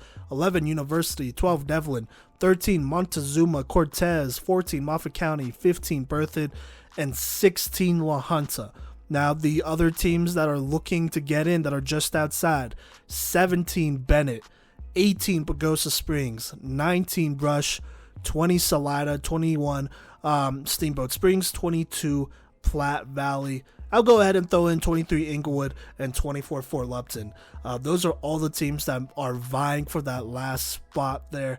Obviously, the farther back you are, the harder it is to make it. Now, let's go ahead and talk about some 2A matchups that'll matter. Number 1, Eden versus the Academy. This one should matter because, it's going to decide, first off, who wins league, and then second off, it should have an impact on the rankings here. If the Academy defeats Eden, then they could potentially, they will move up ahead of Eden at least here, and Florence could potentially move up. That'll affect matchups right off the bat there. Now, if Eden beats the Academy, there is a chance for Eden, I think, to move ahead of Delta if they beat the Academy by more points than Delta beat the Academy earlier this season. So basically, Eden would have to blow out the Academy for that to happen. And so, not the highest stakes, but definitely, it's going to decide who is going to be where to start the playoffs there. So there you go. Now, another game that's going to matter is number 15 Berthoud versus number 21 Steamboat Springs. Berthoud, I think, cannot afford to lose this game. If Berthoud loses to Steamboat Springs, I don't think they make the playoffs. Now, Steamboat Springs, for them to make the playoffs, it starts with them beating Berthoud. After that, they're going to need a couple other teams to lose here, as well, but you don't make the playoffs without beating Berthoud. So there you go there. So that's going to be a high stakes game right there. And if Steamboat Springs beats Berthoud, that's going to help out a lot of other teams too. So just keep an eye out for that potentially. Then we have Florence, number 4 Florence versus number 16 La Junta. Florence, they have their playoff spot. They are fine.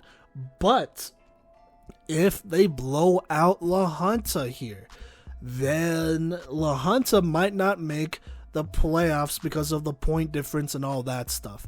And so there would be a chance that La Junta would drop out of the playoffs, say, and then a Bennett or a Bagosa or, one of these other teams come in and go ahead and take their spot there. And so that only happens, though, if Florence blows out La Junta. And so that's going to be a choice for Florence. So we'll see what happens there.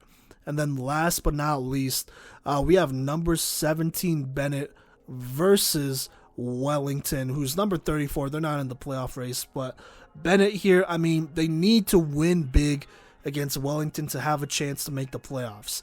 And the scenario for Bennett is if they blow out Wellington, like win by 40 or 50 here, win big here, and La Junta gets blown out by Florence, then there could be a good chance that Bennett moves in for La Junta. So keep an eye on that. The other scenario is if Bennett wins big over Wellington and Berthoud loses to Steamboat Springs, then Bennett could move in place here as La Junta moves up and Berthoud moves down, potentially. And so just keep an eye out on that. There will be a couple scenarios there, but I really think, whoever makes it in will depend on those matchups that I just talked about there. So there you go. Okay, so moving on to 3A. 3A is going to be really interesting. This is not their last week. For most of the 3A teams, this is not their last week of the regular season. They have 2 more weeks of the regular season, and then their playoffs start. Everyone else, this is basically the last week, and then playoffs start. And so I don't have as many key games here because I do want to see how this week develops here. But let me go ahead and talk about the 16 teams that are currently slated for the playoffs here in 3A. And so at number 1, we got Roosevelt. 2 is Durango, 3 is Lutheran, 4 is Green Mountain, 5 is Holy Family, 6 Northridge, 7 Summit, 8 Resurrection Christian, 9 Frederick, 10 Thompson Valley, 11 Evergreen, 12 Pueblo East, 13 George Washington, 14 Palisade, 15 Pueblo Central, and 16 Glenwood Springs. Now the teams on the outside looking in: 17 Meade, 18 Conifer, 19 Harrison, 20 Northfield, 21 Severance, and 22 Kennedy. Those are all the teams looking to make it in. For this week, I got 3 games that's gonna matter here and really help decide who makes it in and all that stuff, and really sets the stage for the last week of the regular season where, we'll see who really is truly in. But I think one of the bigger matchups will be Resurrection Christian versus Northridge. That's more of a seeding thing. If Northridge wants to continue and get a better seed, gotta beat Res. If Res wants to get a better seed, gotta beat Northridge. So there you go there. Now, another matchup that'll be, I think it will be more important as to who makes the playoffs, is number 15 Pueblo Central versus number 19 Harrison. Harrison, you have to beat Pueblo Central to make it in, or even have a chance of making it in. I don't know if that would be a guarantee there of getting into the top 16, but if you want a chance, it starts with Pueblo Central. So there you go there. Pueblo Central, if they lose to Harrison, then, they really can't afford, they just can't afford to lose to Harrison, because then at that point, they would have to slide a couple of spots, a spot or 2 at least. And, things could get a little dicey, a little risky. And so if you're Pueblo Central, you really want to put away Harrison here and lock in your spot for the playoffs. Now, speaking of locking in a spot in the playoffs, this week we have number 9 Frederick versus number 17 Meade. If Meade beats Frederick, which could definitely happen, then they would have a spot in the playoffs. At least that is my understanding. An upset win that could at least get you one spot. So there you go there. And then Frederick, I mean, they would not have a great chance of getting a top seed in the playoffs. And so Meade really needs to win here to make the playoffs. And so that is very possible for them. Doesn't get as much a clear cut as that, to be honest with you. So there you go there. But those are the 3A matchups. Like I said, there's going to be one more week of the regular season after this one, and then we'll get a clearer picture of the playoffs and who needs to win what to make it in, if it matters at that point. So there you go. All right, so let's talk 4A. I have a lot of key matchups for this week that's going to matter, but first, let's go ahead and talk about the 24 teams that are currently set to make the playoffs as of today, according to the playoff index. So before the last week of the regular season, the number 1 team right now is Palmer Ridge. At number 2 is Broomfield. 3 Ponderosa, 4 Loveland, 5 Montrose, 6 Denver South, 7 Heritage, 7 Heritage, and 8 Vista Ridge. The top 8 teams all get a bye, so those are the 8 teams that currently have a bye if the season was to end today. Now after that, number 9, Fruita Monument, 10 Mesa Ridge, 11 Erie, 12 Golden, 13 Pueblo West, 14 Skyline, 15 Dakota Ridge, 16 Bear Creek, 17 Whitefield, 18 Windsor, 19 Longmont, 20 Air Academy, 21 Stanley Lake, 22 Grand Junction Central, 23 Monarch, and 24 Silver Creek. Now the teams on the outside looking in: 25 Rampart, 26 Cheyenne Mountain, 27 Thomas Jefferson, 28 Vista Peak.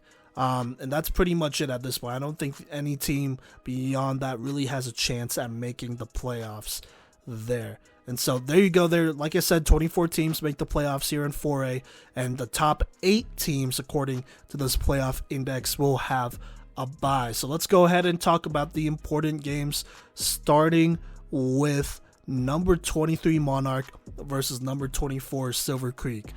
A win for either team would secure their spot in the playoffs.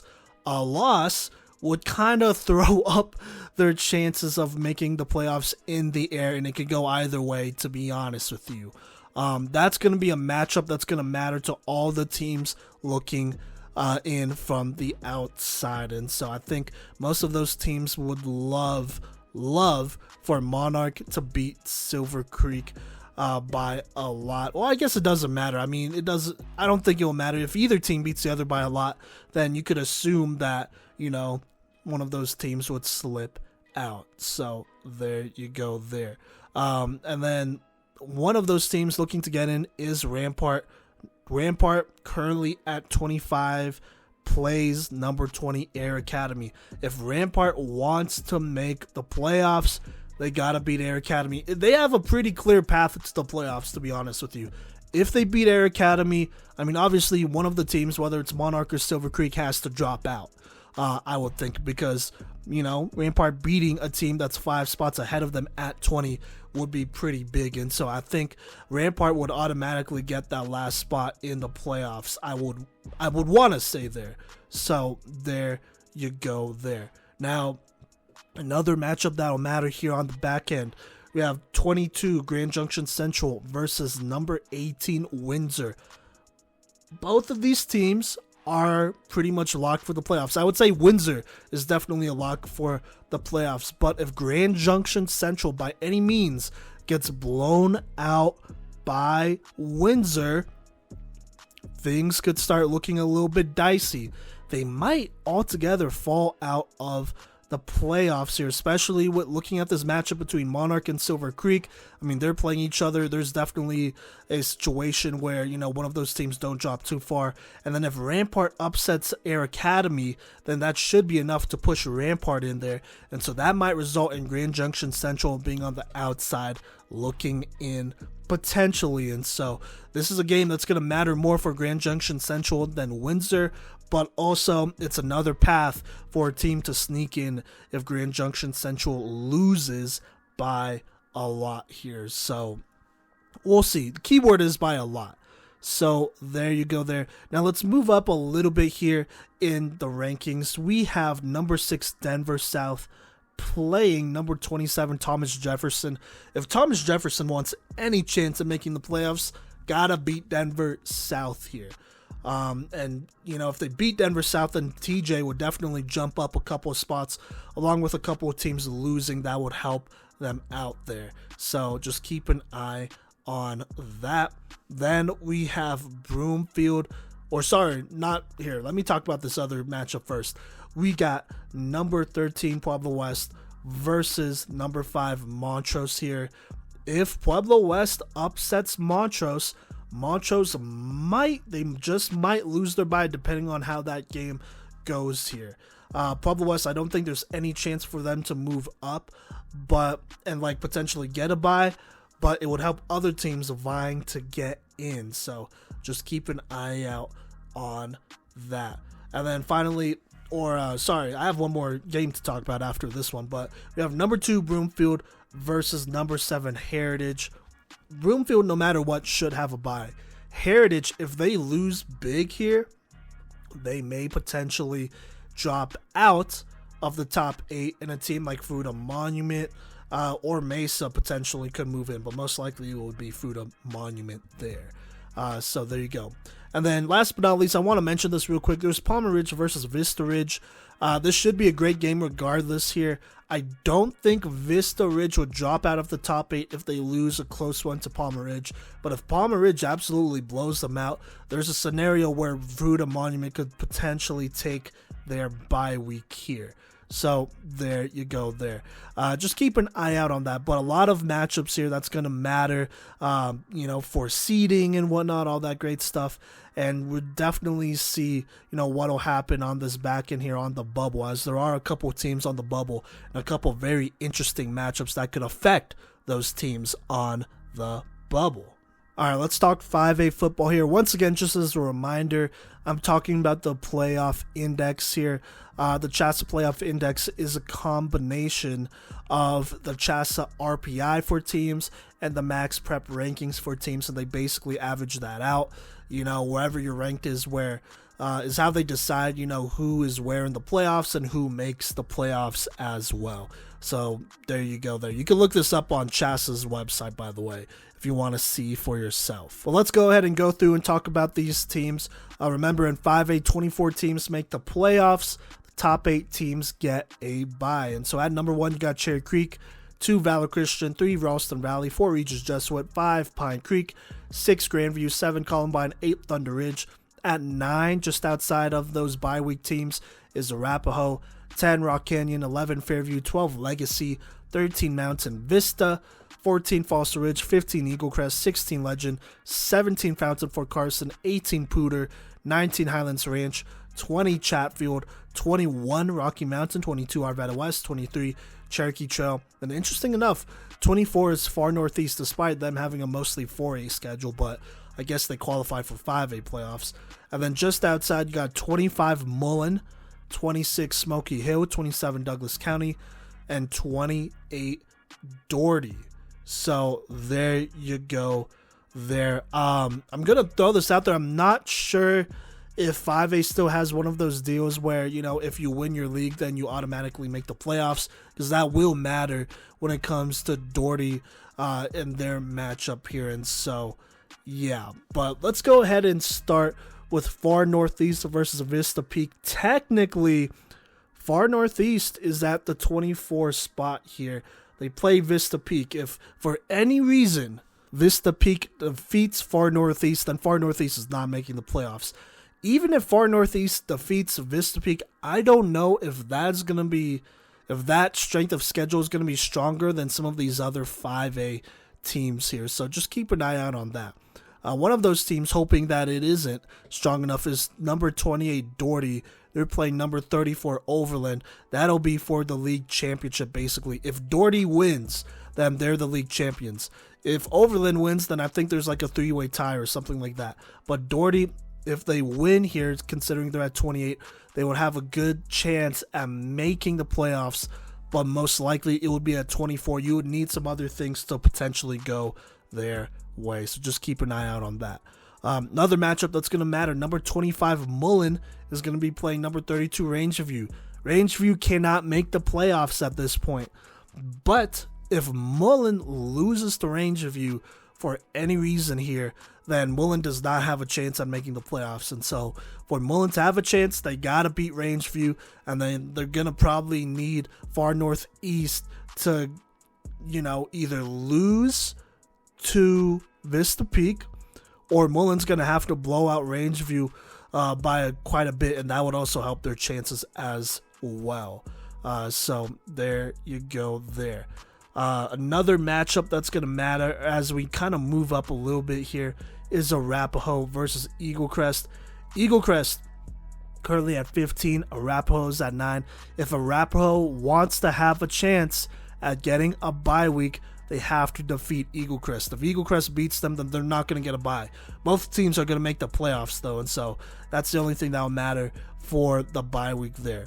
Now, another thing that's going to matter when considering who gets a bye week is this Mountain Vista versus Valor Christian game. Mountain Vista's currently 13. Valor Christian's currently number 2. If Mountain Vista defeats Valor Christian, then potentially Mountain Vista could move up and get a bye. Potentially. It just depends how it goes down.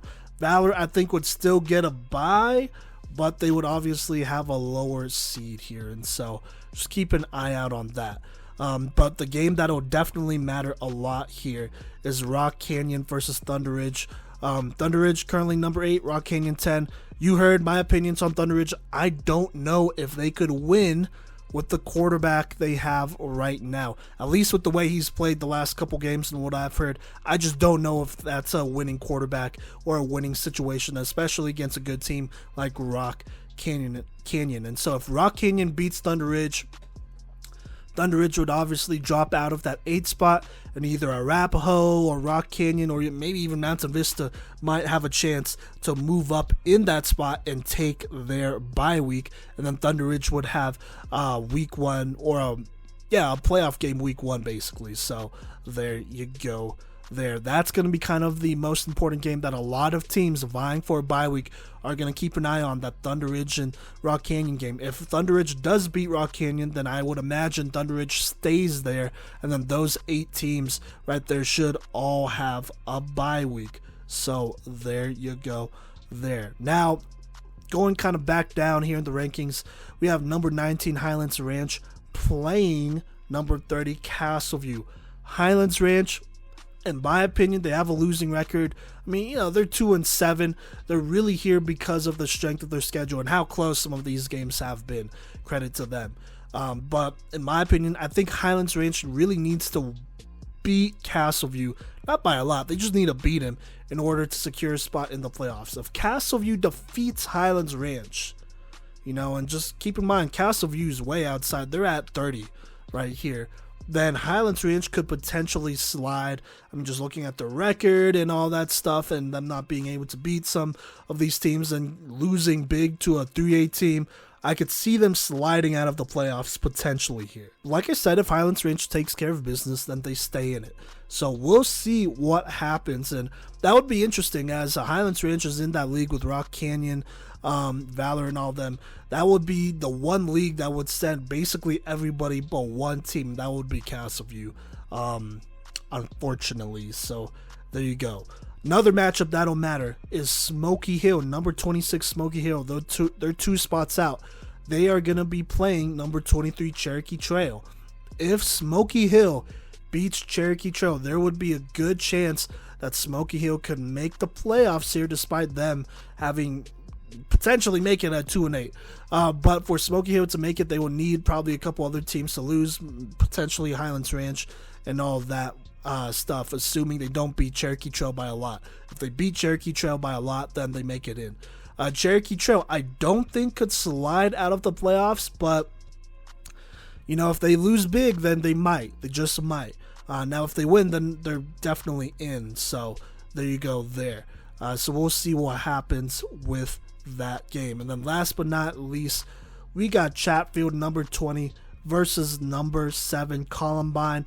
If Chatfield beats Columbine, I don't think Columbine will have a bye, and so that will potentially open up another spot for a team to take a bye, especially if ThunderRidge wins. Then that would open up an opportunity for another team to get in, as Columbine would probably drop out if number 20 Chatfield beats them. Now, if Columbine defeats Chatfield, I think they're fine. I would assume that they're fine and they're good to go there. I don't think anything crazy would happen as long as they don't get beat by a lot. And there are a couple games like that. I know Arvada West, they're playing Ralston Valley. That's kind of a game that matters as long as Arvada West doesn't lose by 50 or 40 over Ralston Valley, who's currently at 3, and it doesn't really affect them. Then I don't think Arvada West would drop out of the playoffs. But, we'll see. Those are just all the big games, the key games that'll matter there as we are approaching the playoffs, and that is basically the playoff picture. All right, now for this last segment, I really want to talk about records and, some players to watch as they continue to climb the all-time record books here in Colorado high school football history. First off, let me go ahead and start with championships. As of right now, the program with the most championships in Colorado high school football history is Lyman. They have 20, and that might not even change, as this year they are the 1 seed in 1A and probably the favorite to go ahead and win another championship. And so there you go there. They're going to continue to win and whatnot. For any other team to catch up, Lyman has to stop winning championships. That's just how it is. The next closest ones are Cherry Creek and Fort Collins. Fort Collins, obviously, they're not going to go to state this year. They're not going to make the playoffs this year. But Cherry Creek, they have 12. They're the 1 seed in 5A, obviously. I don't know if they could ever reach Lyman here, but they could definitely get second all-time in championships if they win this year. Now, let's move on to the player records here. There's definitely a couple, and you'll see that they're dominated by a couple specific players here. Obviously, it takes a lot to break records and to move up in the record book. So, quick note before I start, though. For some reason, the CHSAA record book does not have total rushing touchdowns in a career or in a season, which is whack to me. I don't know why they would not have that, since everyone loves to run the ball here in Colorado. And so there's that. So I'm sure there are probably some running backs out there that might be approaching, a specific number or whatnot when it comes to career rushing touchdowns or rushing touchdowns in a season. But because it's CHSAA, they have not recorded it at all. And you could check out the CHSAA website here if you want to, because that's where I'm getting all my records from. So there you go. But let's go ahead and start with quarterback here. Braden Dorman, he is currently the starter at Vista Ridge, and I believe he is the only quarterback in the state as of right now that has started all 4 years or has gotten starts all 4 years of high school. And so there's a lot to work with here. All of my stats, by the way, are before their final regular season game against Palmer Ridge, so just remember that. But right now, passing completion percentage in a season, Braden Dorman currently has a 73.3% passing completion as of right now. And so if the season was to end right now and he wasn't going to play any more games, he would be third all-time behind Tom Thunnell and Adarius Edwards, who had 73.5% and 75% pass completion percentage in a season respectively. And so we'll see what happens with that. I mean, that's not as important as a stat, I would say, or as a record. Is there a chance that he could move up to second or maybe even first? Sure. But it's definitely more likely that that pass percentage might go down just a little bit as they do play better teams in the playoffs start. But either way, he should have a top 10 record in that passing completion percentage in a season, if not even top 5. So there you go there. Now, let's talk about pass completions in a career. Currently, Braden Dorman has 681 career completions, which would be good for 5th all-time right now. That is 13 completions behind Zach Thunnell of Bear Creek, who has 694. And then Aiden Atkinson, the Fairview quarterback who graduated a couple years ago, has the current record with 753 career pass completions. Then right behind Aiden Atkinson, you also have Johnny Kush, I want to say he has 723, and Sean Davis, who has 701 career pass completions. And so you can obviously see that number going up. He's going to continue to complete passes, obviously. But like I said, it's going to be against better opponents, and so we'll see how high he could get. I think it's definitely possible for him to be top 3, top 2 by the end of the season and playoffs, because, by the way, records count season, regular season, and playoffs. So there you go there. But just keep an eye out on that. To reach 753 completions, to break the record, it can be doable, but he's going to have some truly elite games against a number of playoff teams for that to happen. So we'll see about that.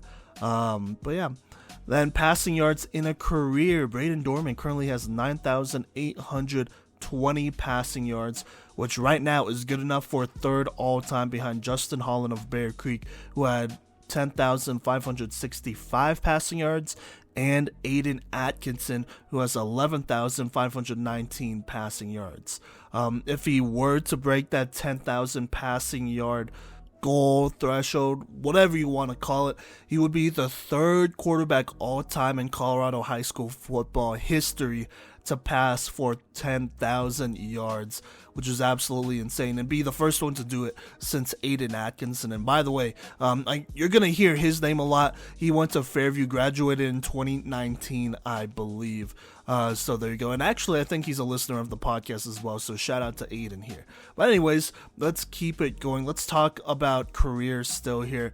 Passing touchdowns in a career. Braden Dorman currently has 113 passing touchdowns in his career as of right now. He is tied with David Garcia all time at second. Aiden Atkinson holds that career passing touchdown record with 130 passing touchdowns. So there you go. Now let's go ahead and talk about season stats here.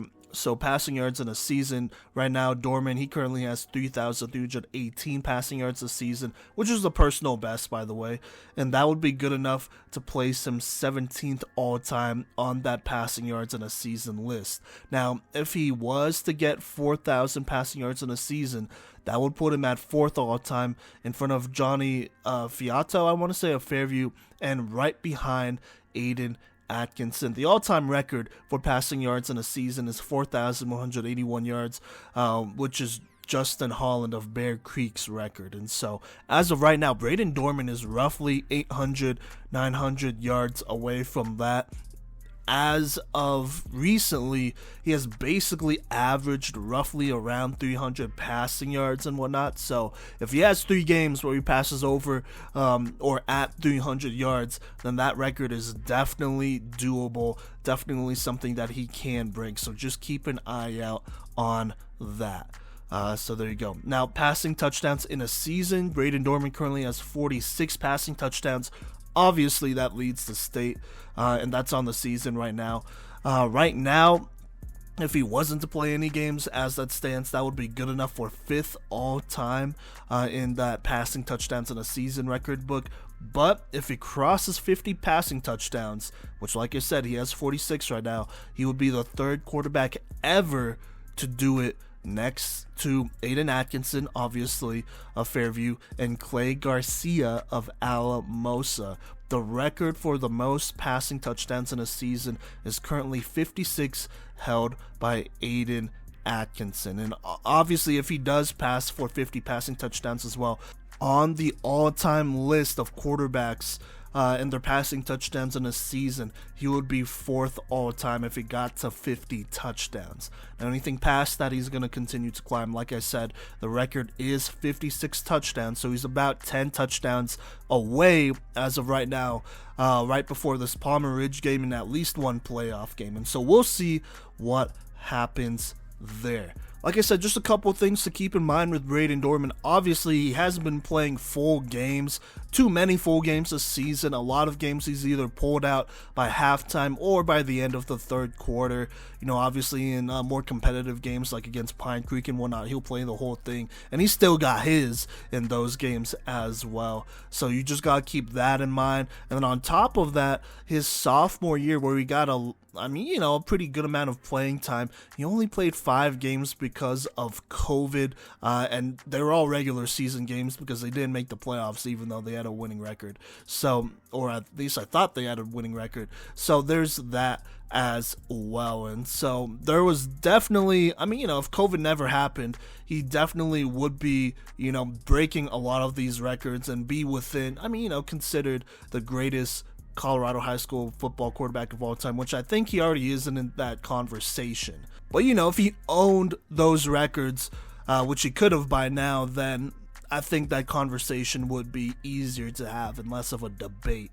So there you go. Those are all the passing records. Braden Dorman, he's having a historical season. Some of y'all might not have recognized that or believed us, but there you go. The proof is in the pudding, in the stats, in the records. So there you go there. Now, we do have a couple of receiving records I want to talk about here, from Braden Dorman's receiver and his main target, Brandon B.B. Hills. He will be a senior this year as well.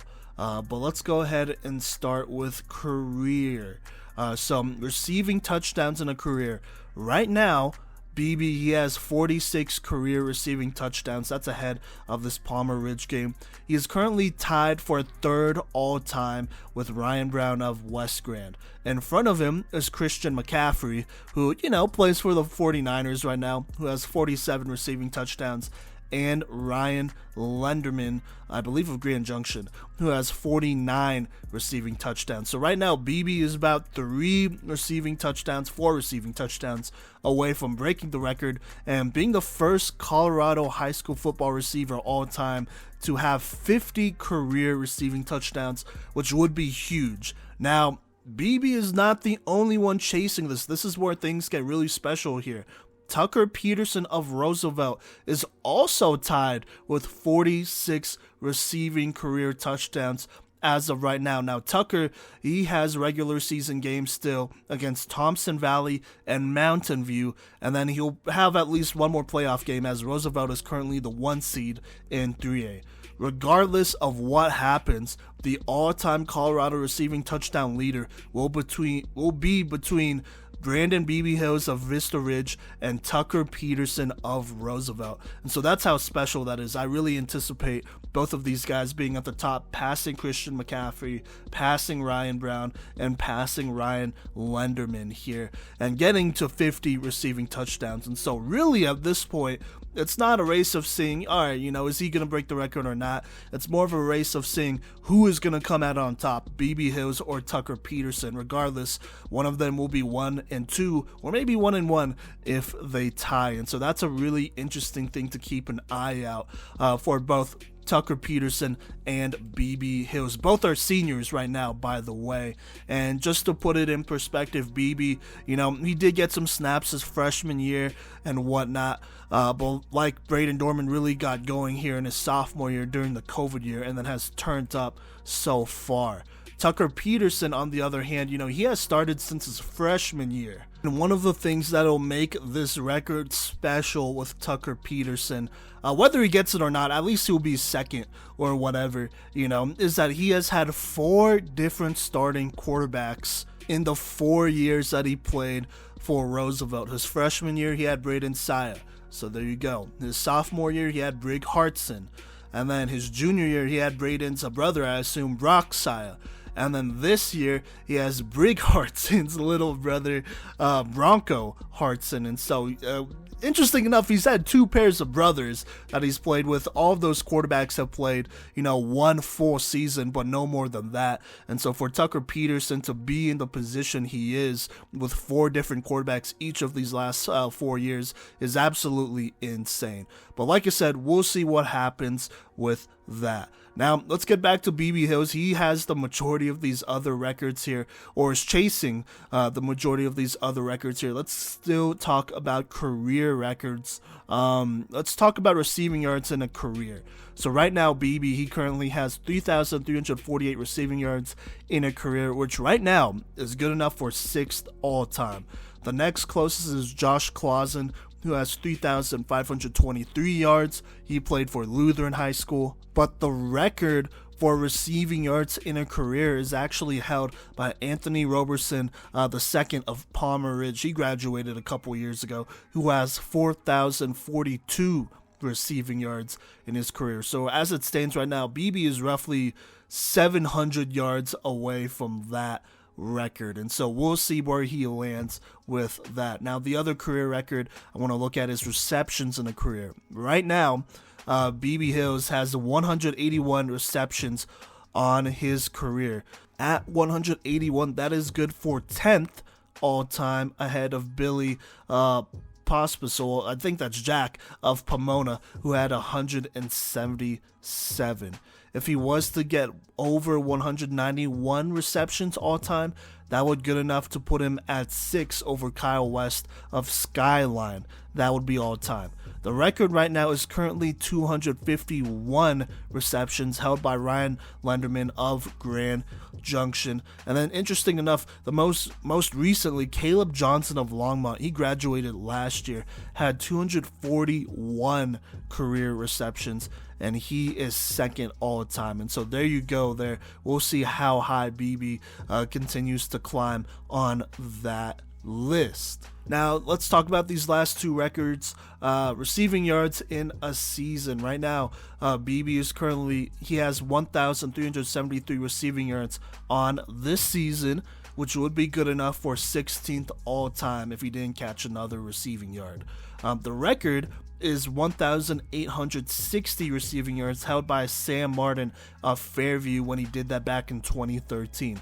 Now, if he catches for 200 more receiving yards, he would be 5th all-time behind Matt Menard of Devlin, and he had 1,567 receiving yards. So there you go. BB, he currently has 1,373. He is definitely within striking distance. Like I said, we'll see how far he goes and how close he could get to breaking that record if he does. Now, receiving touchdowns in a season, Brandon BB Hills currently has 20 receiving touchdowns this season, which would currently be tied for 8th. Now, the record is currently 26 receiving touchdowns in a season. That record is held by Henry Blackburn of Fairview, who did it back in 2019. And so that's 26. BB has 26. Now, the guys in front of him, you have Shane Opitz. He has 25. He played for Heritage. Tristan Hedrick from Chira, I want to say. He had 24 receiving touchdowns. You have Maddox Coleman. He did this last year for Granada. He had 24 receiving touchdowns. You have Marcel Barbie. He had 23 for Pueblo South back in 2017. I remember that. You have Kane Madrano of Pueblo East. He had 21 back in 2018. I also remember that. And then you have Bryce De Sardinas of Fairview. He did it in 2018, and he has 21 touchdowns. And so BB, like I said, right now has 20. He could definitely continue to climb here. That is a record that is very, very doable here. You know, you could definitely climb that list and potentially break one of those. So there you go. Those are all the records to look out for. You know, definitely another historical season by the football players of Colorado. You know, they've been balling out and all that, doing their thing. And so those were the guys that really stood out and have been doing it for a while and have been doing it at a very, very high level. And obviously, Dorman and BB Hills, they have all the Vista Ridge passing yards and receiving records there, making history as is. So there you go. Those are all the records to look out for.